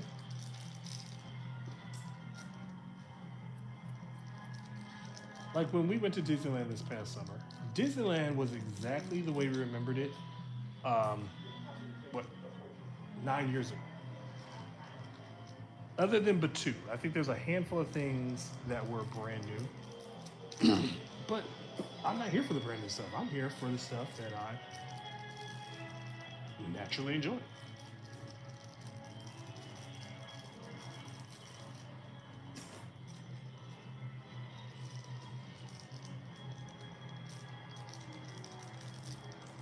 And you don't have to entice me to go to Disneyland.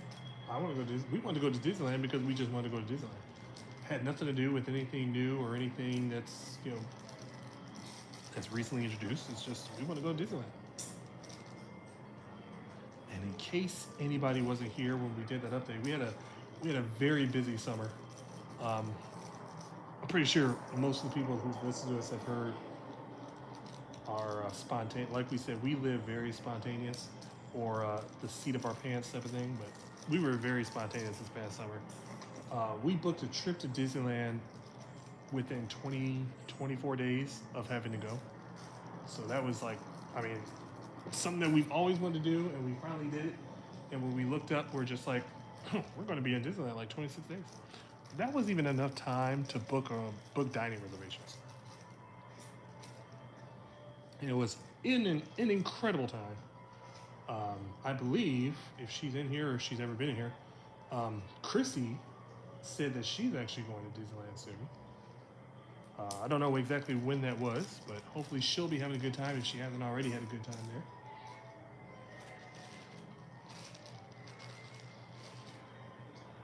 there. And if Disney decides to keep me, I would definitely like to go back.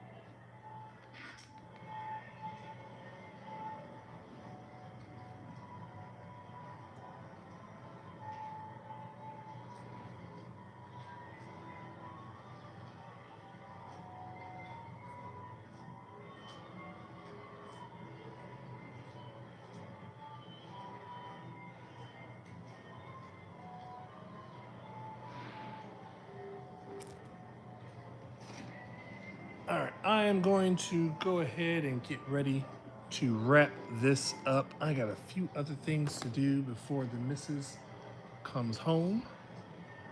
I mean, I could just keep this going a little bit more, but I'm going to be away from the iPad for a little bit. Like I said, it is going to be up in the air on whether or not I will be streaming from a park tomorrow or not. I definitely do plan on being at one at some point this week.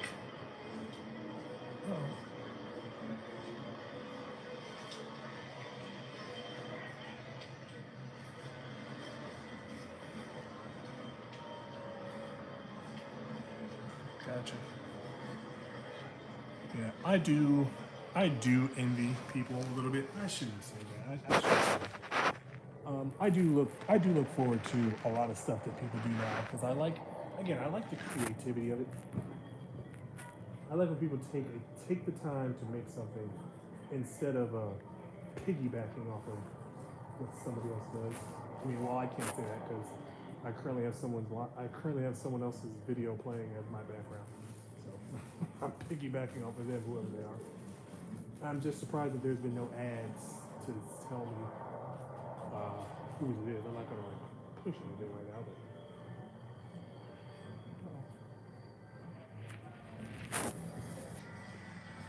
I still don't know where the microphone is on this thing.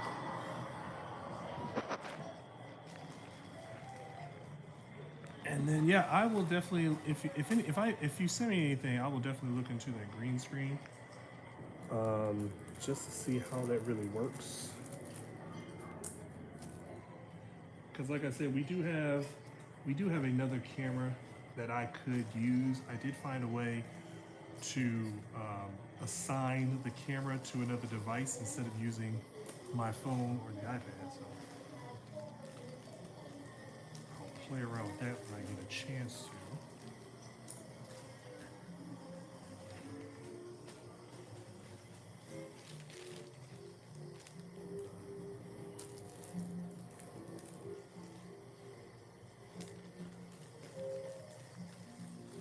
And also, I'll probably want to get into this, excuse me, get into this AI thing because apparently that's it. That's what everyone's using.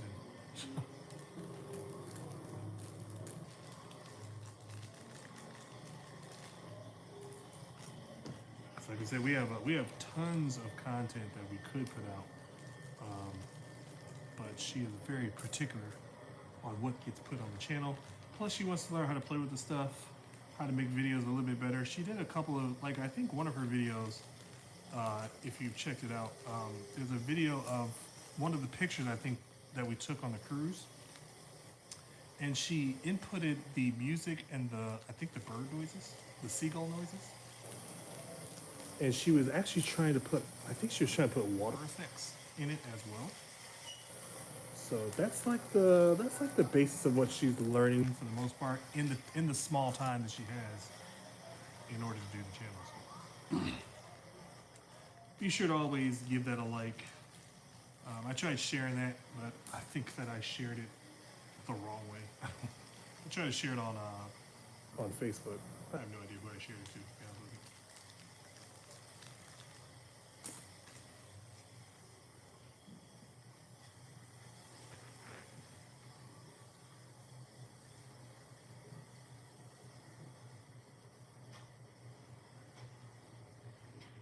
Oh, that's okay. I still got it right back. All right. Let's see. What am I going to talk about today?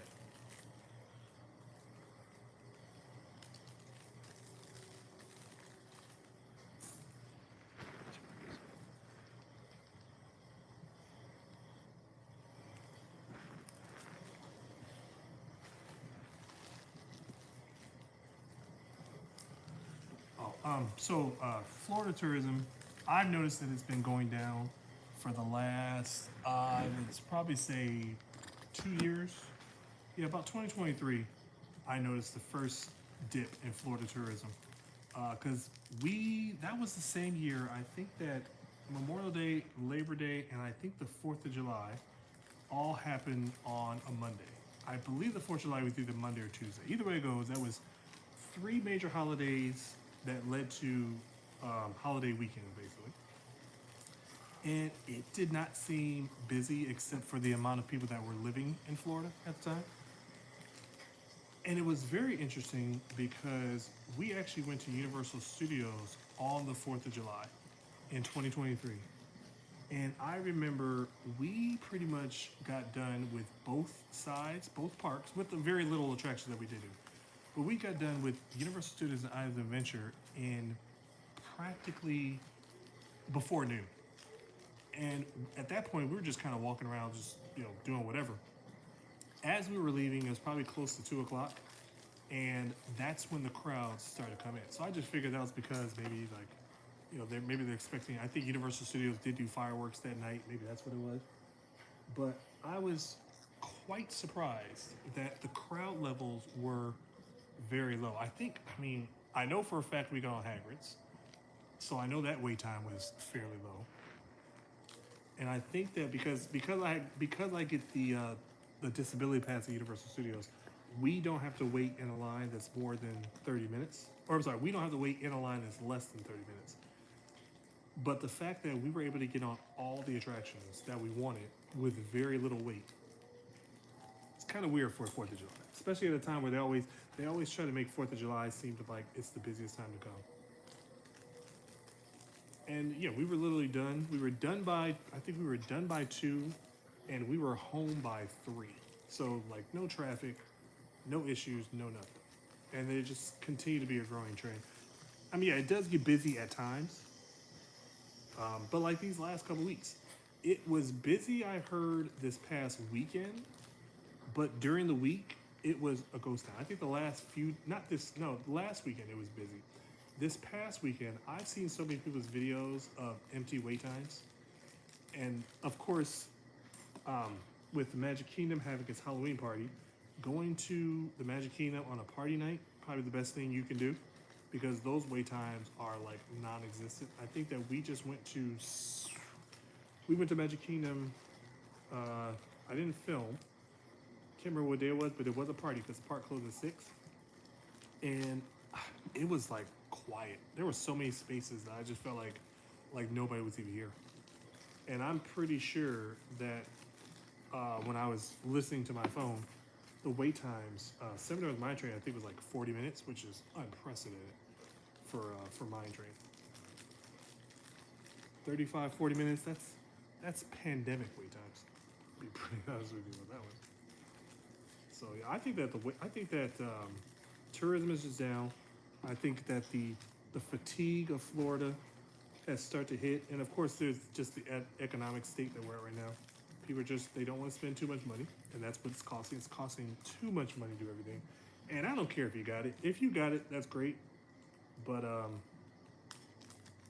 they're just gonna keep raising it because they know people will pay it. And like I know there's another YouTuber out there that literally has said that Disney will never price them out. I can't say that Disney will never price me out, but I can say that at some point I'm gonna be like, okay, I'm not trying to pay that. I like doing other things with my money.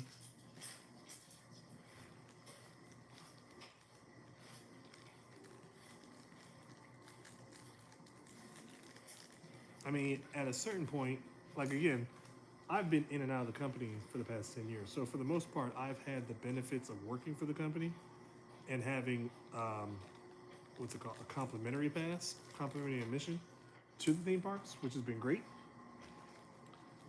And then like we buy annual passes now because breaking it down to payments is a little bit easier overall. But if they start going up anymore, I don't even know if it's even worth it.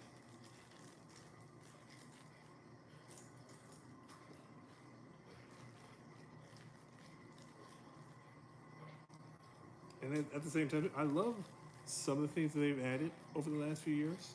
But then there's a lot of things it's like, could have done without that. It's almost to the point where I would much rather them go back to you can get into the park for one price, and if you want to ride the rides, it's a separate price. Because there's a lot of times that we will go to the park and we won't even ride anything.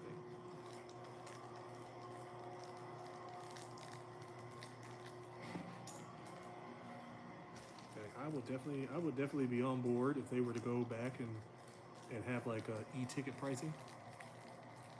Because I can tell you, there has not that many e-ticket attractions that they've built that I look forward to getting on. I think the only attraction that they've built in the last, I will say, 15 years that I look forward to getting on is Guardians of the Galaxy.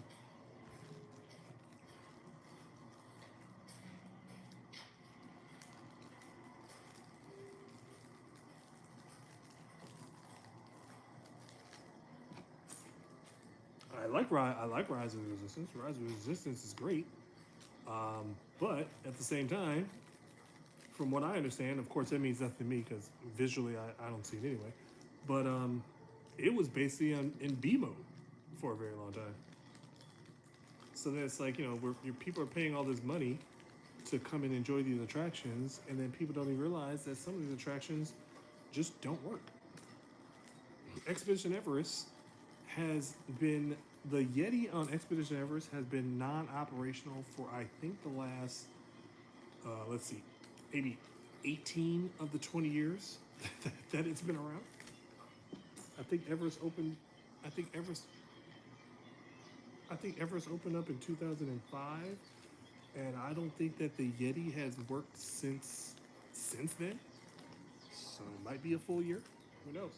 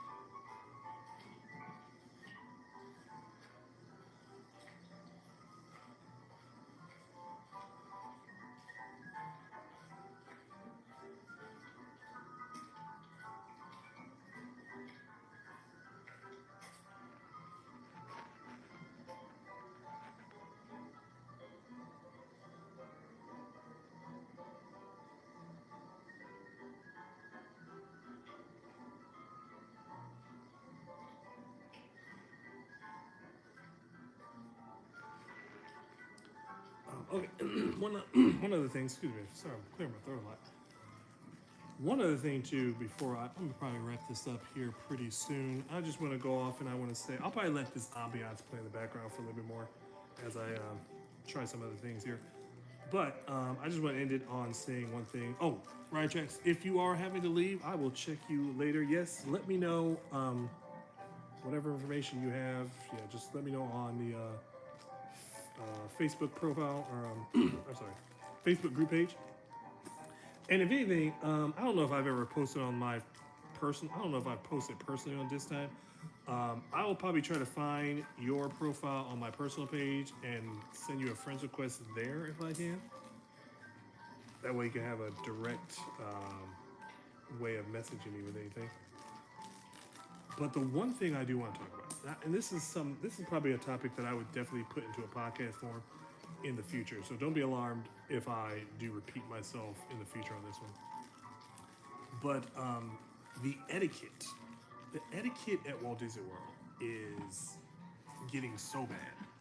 And I kind of got roped into. I knew these were videos that were already a thing, but I've been consumed in these YouTube videos that showcase like the body cam footage of these altercations that these people are having at Universal Studios and at Disney property.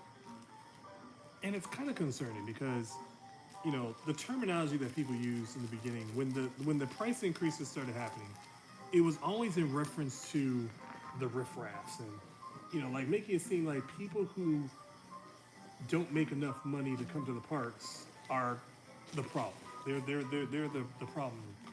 The problems with the parks and everything like that.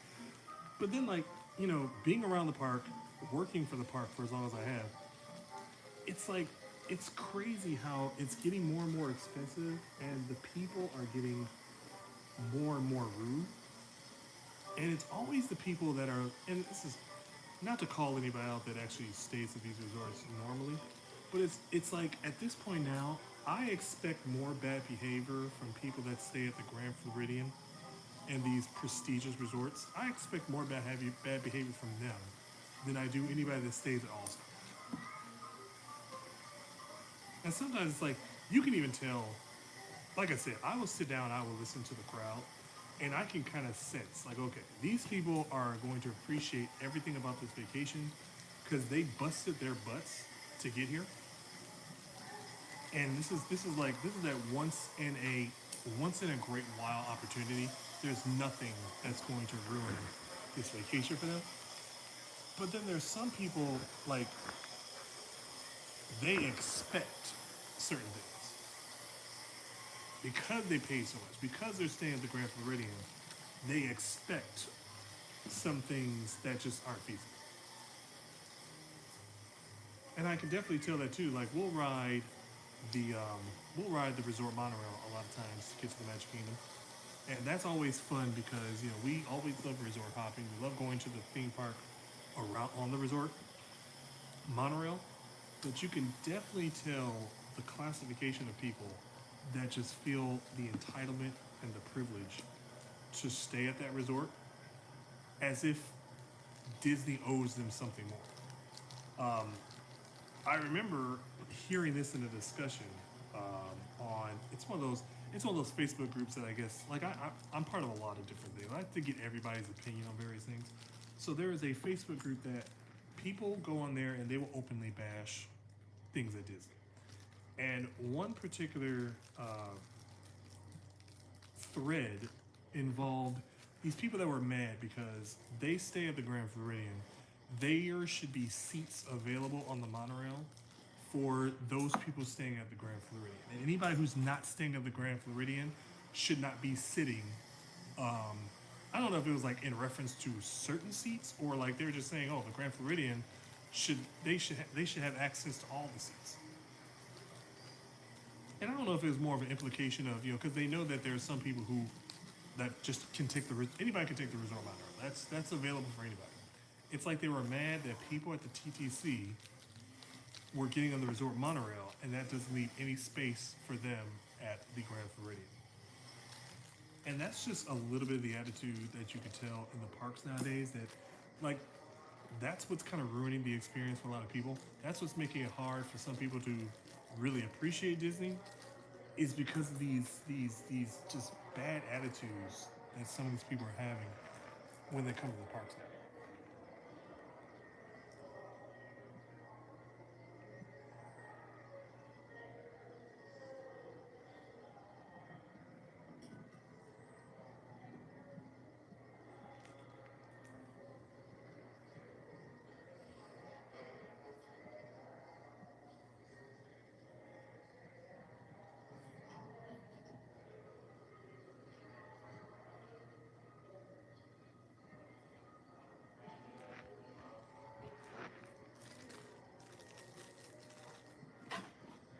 The other and yes, and the other thing too, like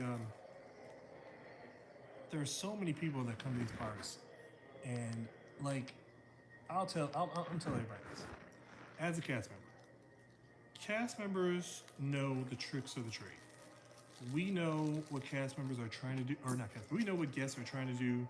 We know how guests are trying to get. Like, there's a lot of things that you cannot get over with a cast member, and the fact that you'll hear people say things as if they're gonna get one over.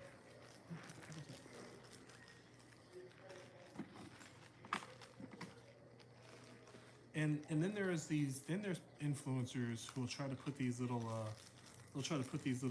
informational tidbits out there, like these are top secrets to be had at Disney World. And at the same time, it's just like, yeah, cast members, they already know that. They've already been told how to handle that. You may get it, you may not. I mean, again, some of the stuff that people say may be the truth, but it's a case by case basis. There's a lot of people that have, like, for instance, everyone knows the controversy with the disability pass. Some people can get it, some people can't. There are some people who have the same ailments as others, and it's still a case by case. It's like there's no real trick to it. If there was a cure all trick to getting the disability pass, everybody would have the disability. Everybody would have the disability pass, and there'd be no need for the video to be made.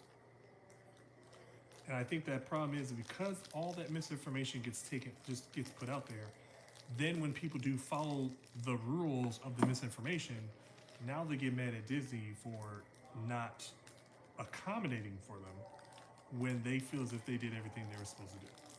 I'm over the disability pass. I understand, obviously, my disability isn't a disability enough to get it. It's also not that big of a deal for me because, like I said, I sometimes will go to the parks just for the ambiance. I'm not there really to ride the rides. If I am there to get on a ride, it's going to be specific. And a lot of that's just because if it's got a low wait time, yeah, I'll get on it. For instance, Pirates of the Caribbean, Haunted Mansion, if we're there and the wait time is 15 minutes or less, 20 minutes or less, I'll go do it. It's not that big of a deal. Or if we happen to run across an old friend, we'll do it then sometimes. Other than that, not that big deal on it. But I think that so many people come to these parks and they just expect everything, and then they just make it a bad time for everybody else. I mean, I'm literally just more shocked. Like, I did see another article, or my wife actually showed me a video of these people that have routinely been stealing from Disney resorts, from Disney guest rooms until they got caught. And then hearing that the police actually said that they actually attend to 4 burglaries a month during the year until they get to the holidays, and then it's more like 4 burglaries a night. And that's just from the ones that they catch. Who knows how many burglaries are done that nobody knows. I couldn't imagine how many people go on vacation, they're done with their vacation, and then they realize that, there are several things missing from their stay or whatnot like that. But this is this is the nature of people that now will come to Disney. It's either going to be people that just have money to blow, or it's going to be people that just want to do this because it's clout chasing for them. Now it seems as if Disney, now it's like Disney turned into this vacation that was so cliche. It's like everybody wants to tell people that they've been to Disney World. But now it's like, it's not that it's special anymore. It's like, it's just this, it's like this crowning achievement.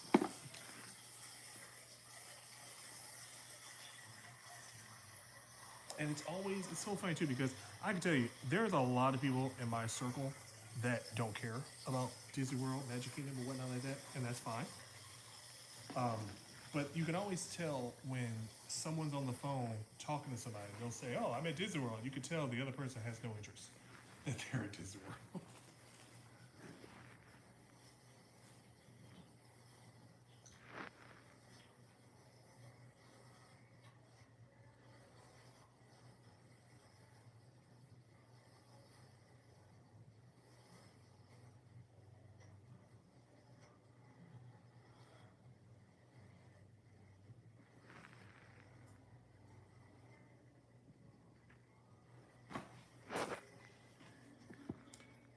And I will also say, within regards to the decline in Florida's tourism, that's also a very concerning thing because of how much business has come to Central Florida, namely the Disney World area. We've got tons of restaurants, tons of chain restaurants that have opened up because, again, the surge of popularity. Everyone was moving here, everyone was vacationing here. I always call that revenge travel when it was happening. And now it's like it's all rolling back a little bit. And I'll tell you this from personal experience. About before the pandemic, so you're talking about 2018, 2019, I can tell you, the restaurants around Disney's area, very hard to get into on any evening, especially on the weekend. You were talking about 35, 40-minute waits, if not more, just to go eat at a regular restaurant like Chili's, Carrabba's, Olive Garden, anything like that. Now there's so many restaurants that it's like no wait at all. But then it's also concerning because there's so many restaurants, it's like it's spread the crowd out so thin, but it's so less of a crowd now.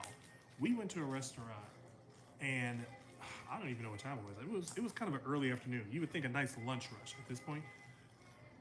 The manager was the host, and he also was the one that took our order. And I felt that so incredibly weird for a place that at one point, you couldn't get in fast enough. You couldn't get into the restaurant at all without having to wait outside. And there's just tons of restaurants that they've opened up. And all overpriced.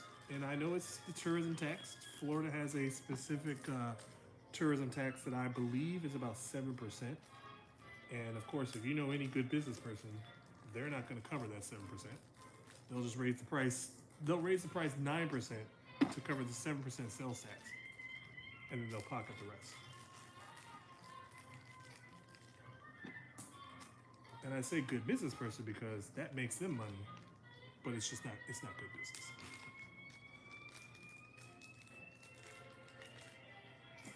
Like, as much as I do enjoy eating out, and as much as my kids enjoy eating out at these restaurants, it's not even that it's not feasible. It's just, it's not practical.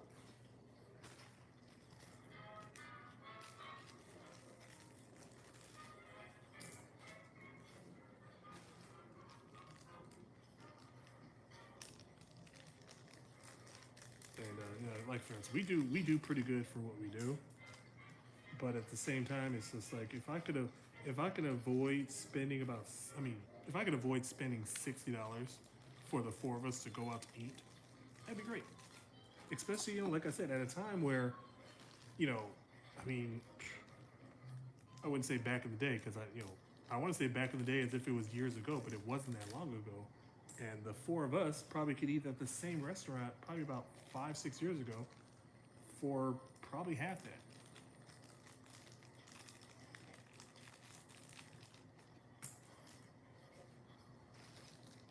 And it would not surprise me again, with this supposed economic problem crisis that we're going through, if the prices, I mean, again, I don't know if prices will go down.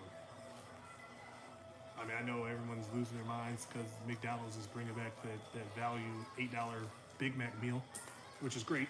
But will that last?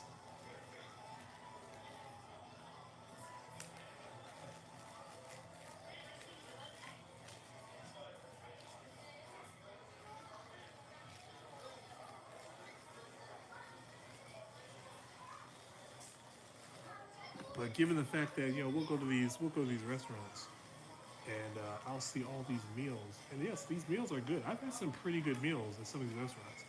I'm not going to deny the quality of the food is great, but I leave the place and I'm just kind of like, yeah, it'll probably be a while before I go back because I can't justify spending $20 on a burger. As good as that burger is, I cannot justify spending $20 on my burger when I could have got enough hamburger meat for 2 weeks for that same $20.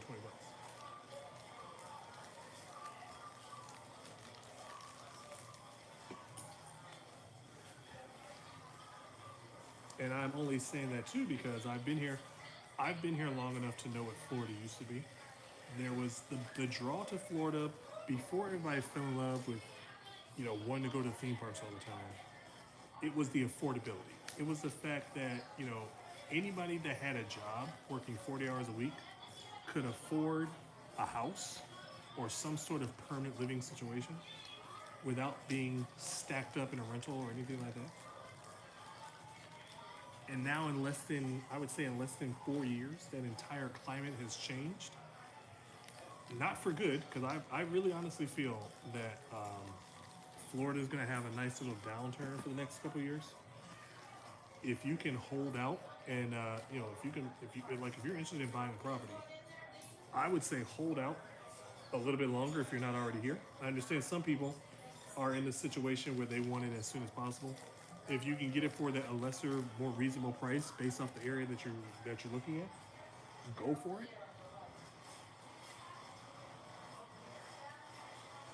But I think that there's still a lot of wiggle room.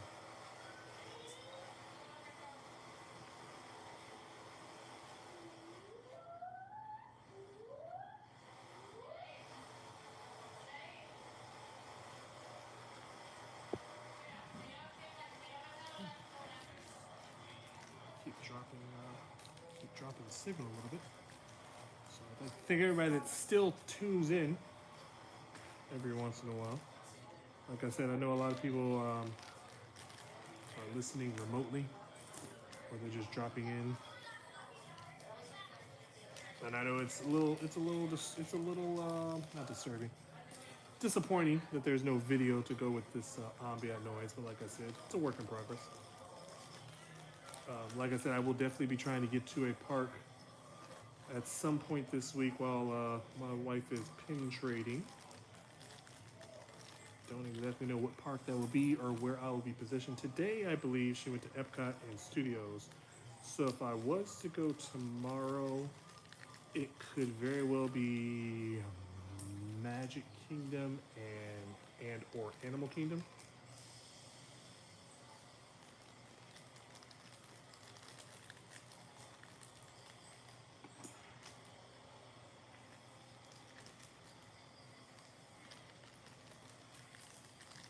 Because of the weather, though, I'll have to actually be careful too because I have to find if I'm going to go to the parks. Like I said, it probably won't be any walkthroughs because I cannot get to the chat. Well, we can't really attend to the chat while doing the walkthrough, especially with my wife doing the pin trading. So depending on the weather too, if I can get to a place that kind of stays undercover but still gives some sort of visual, I will definitely do that.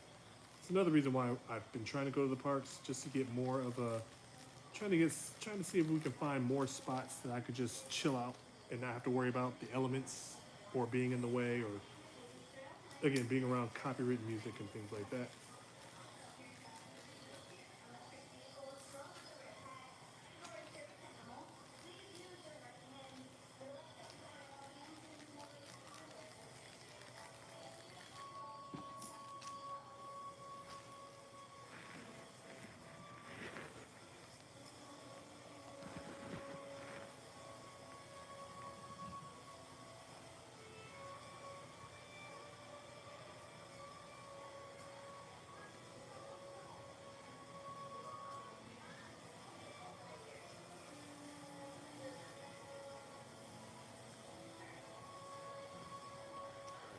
I said, right now, for the most part, if I will try to put in the title on whether or not any future videos will have any video that goes with it. For the most part, it will be a lot of ambiance, background noises. As I try to, I'm just being home for the most part, listening to the ambient noises of Disney. If you know, you know. I am a blind vlogger, so at this point, with there not being any video, you have a small sample of what it's like to be me going to the Disney parks. And like I said, this also gives me a more comfortable scenario to talk about certain things that I don't feel as if I can talk about. Like, if I'm on Disney property, like I said, if I'm at Disney property, I don't want to talk about SeaWorld, Universal Studios, or anything else in general. I kind of want to stick to Disney. And I know the next time I do this, I don't know what day this will be. It'll maybe on a Wednesday, maybe on a Friday, I don't know. I might go into a little deeper dive about some of all the upgrades that are going around Disney.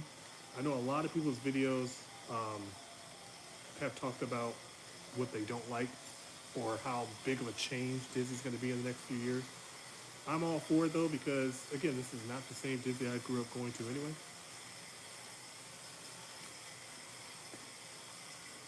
So I am embracing change more than ever. But I will say that if they start getting rid of classic attractions, that's when I'll probably hang it up. I'll probably be done with Disney. If they say that they're closing down Pirates of the Caribbean, Haunted Mansion, Jungle Cruise, Big Thunder Mountain, like if they're changing those to something completely different, I'll be done. I'm already on the fence about the animatronic at the Carousel of Progress. I originally was in favor of a Walt Disney animatronic, but when I heard that the family was not too keen on it, I kind of started to feel that way too. It's like, okay, well, if the family doesn't want it, I guess I don't want it either, no matter what.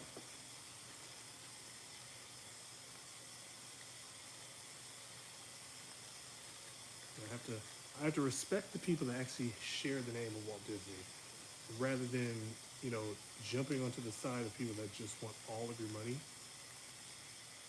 and be done with you at the same time.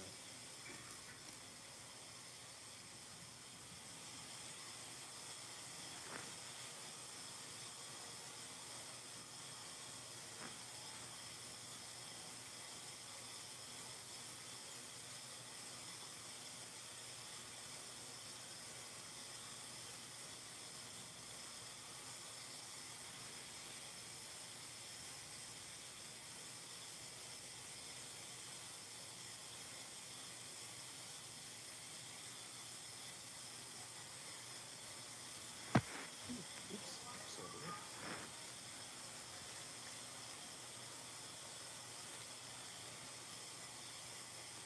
And then anybody that is in the Central Florida the Disney area, I know there's a few things that have been going around here that have been rumored. I don't know what the future of those rumors are. I think a few years ago, they made an announcement about a Nickelodeon resort. I've heard nothing about that ever since. It was supposed to be somewhere on this west end of Kissimmee, probably about 10, 15 minutes away from Disney, which I thought was really odd, considering the fact that a Nickelodeon resort was kind of like a Universal thing.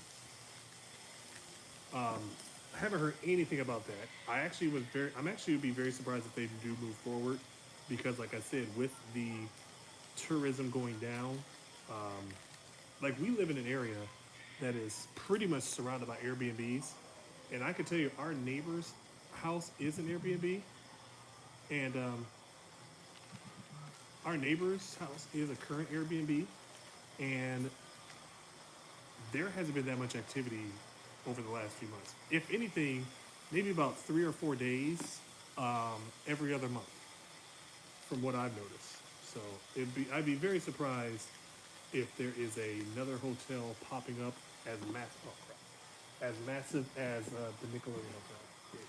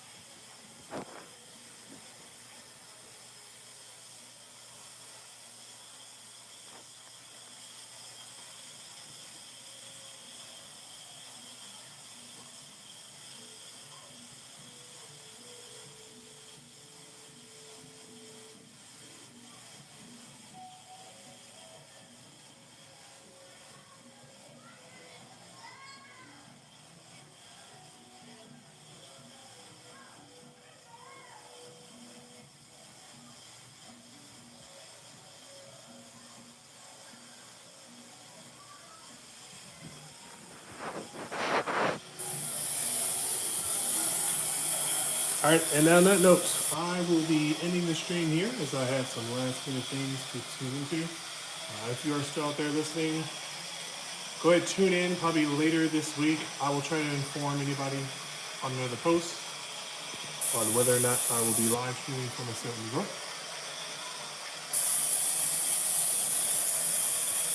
So as always, I will see you next time on this time.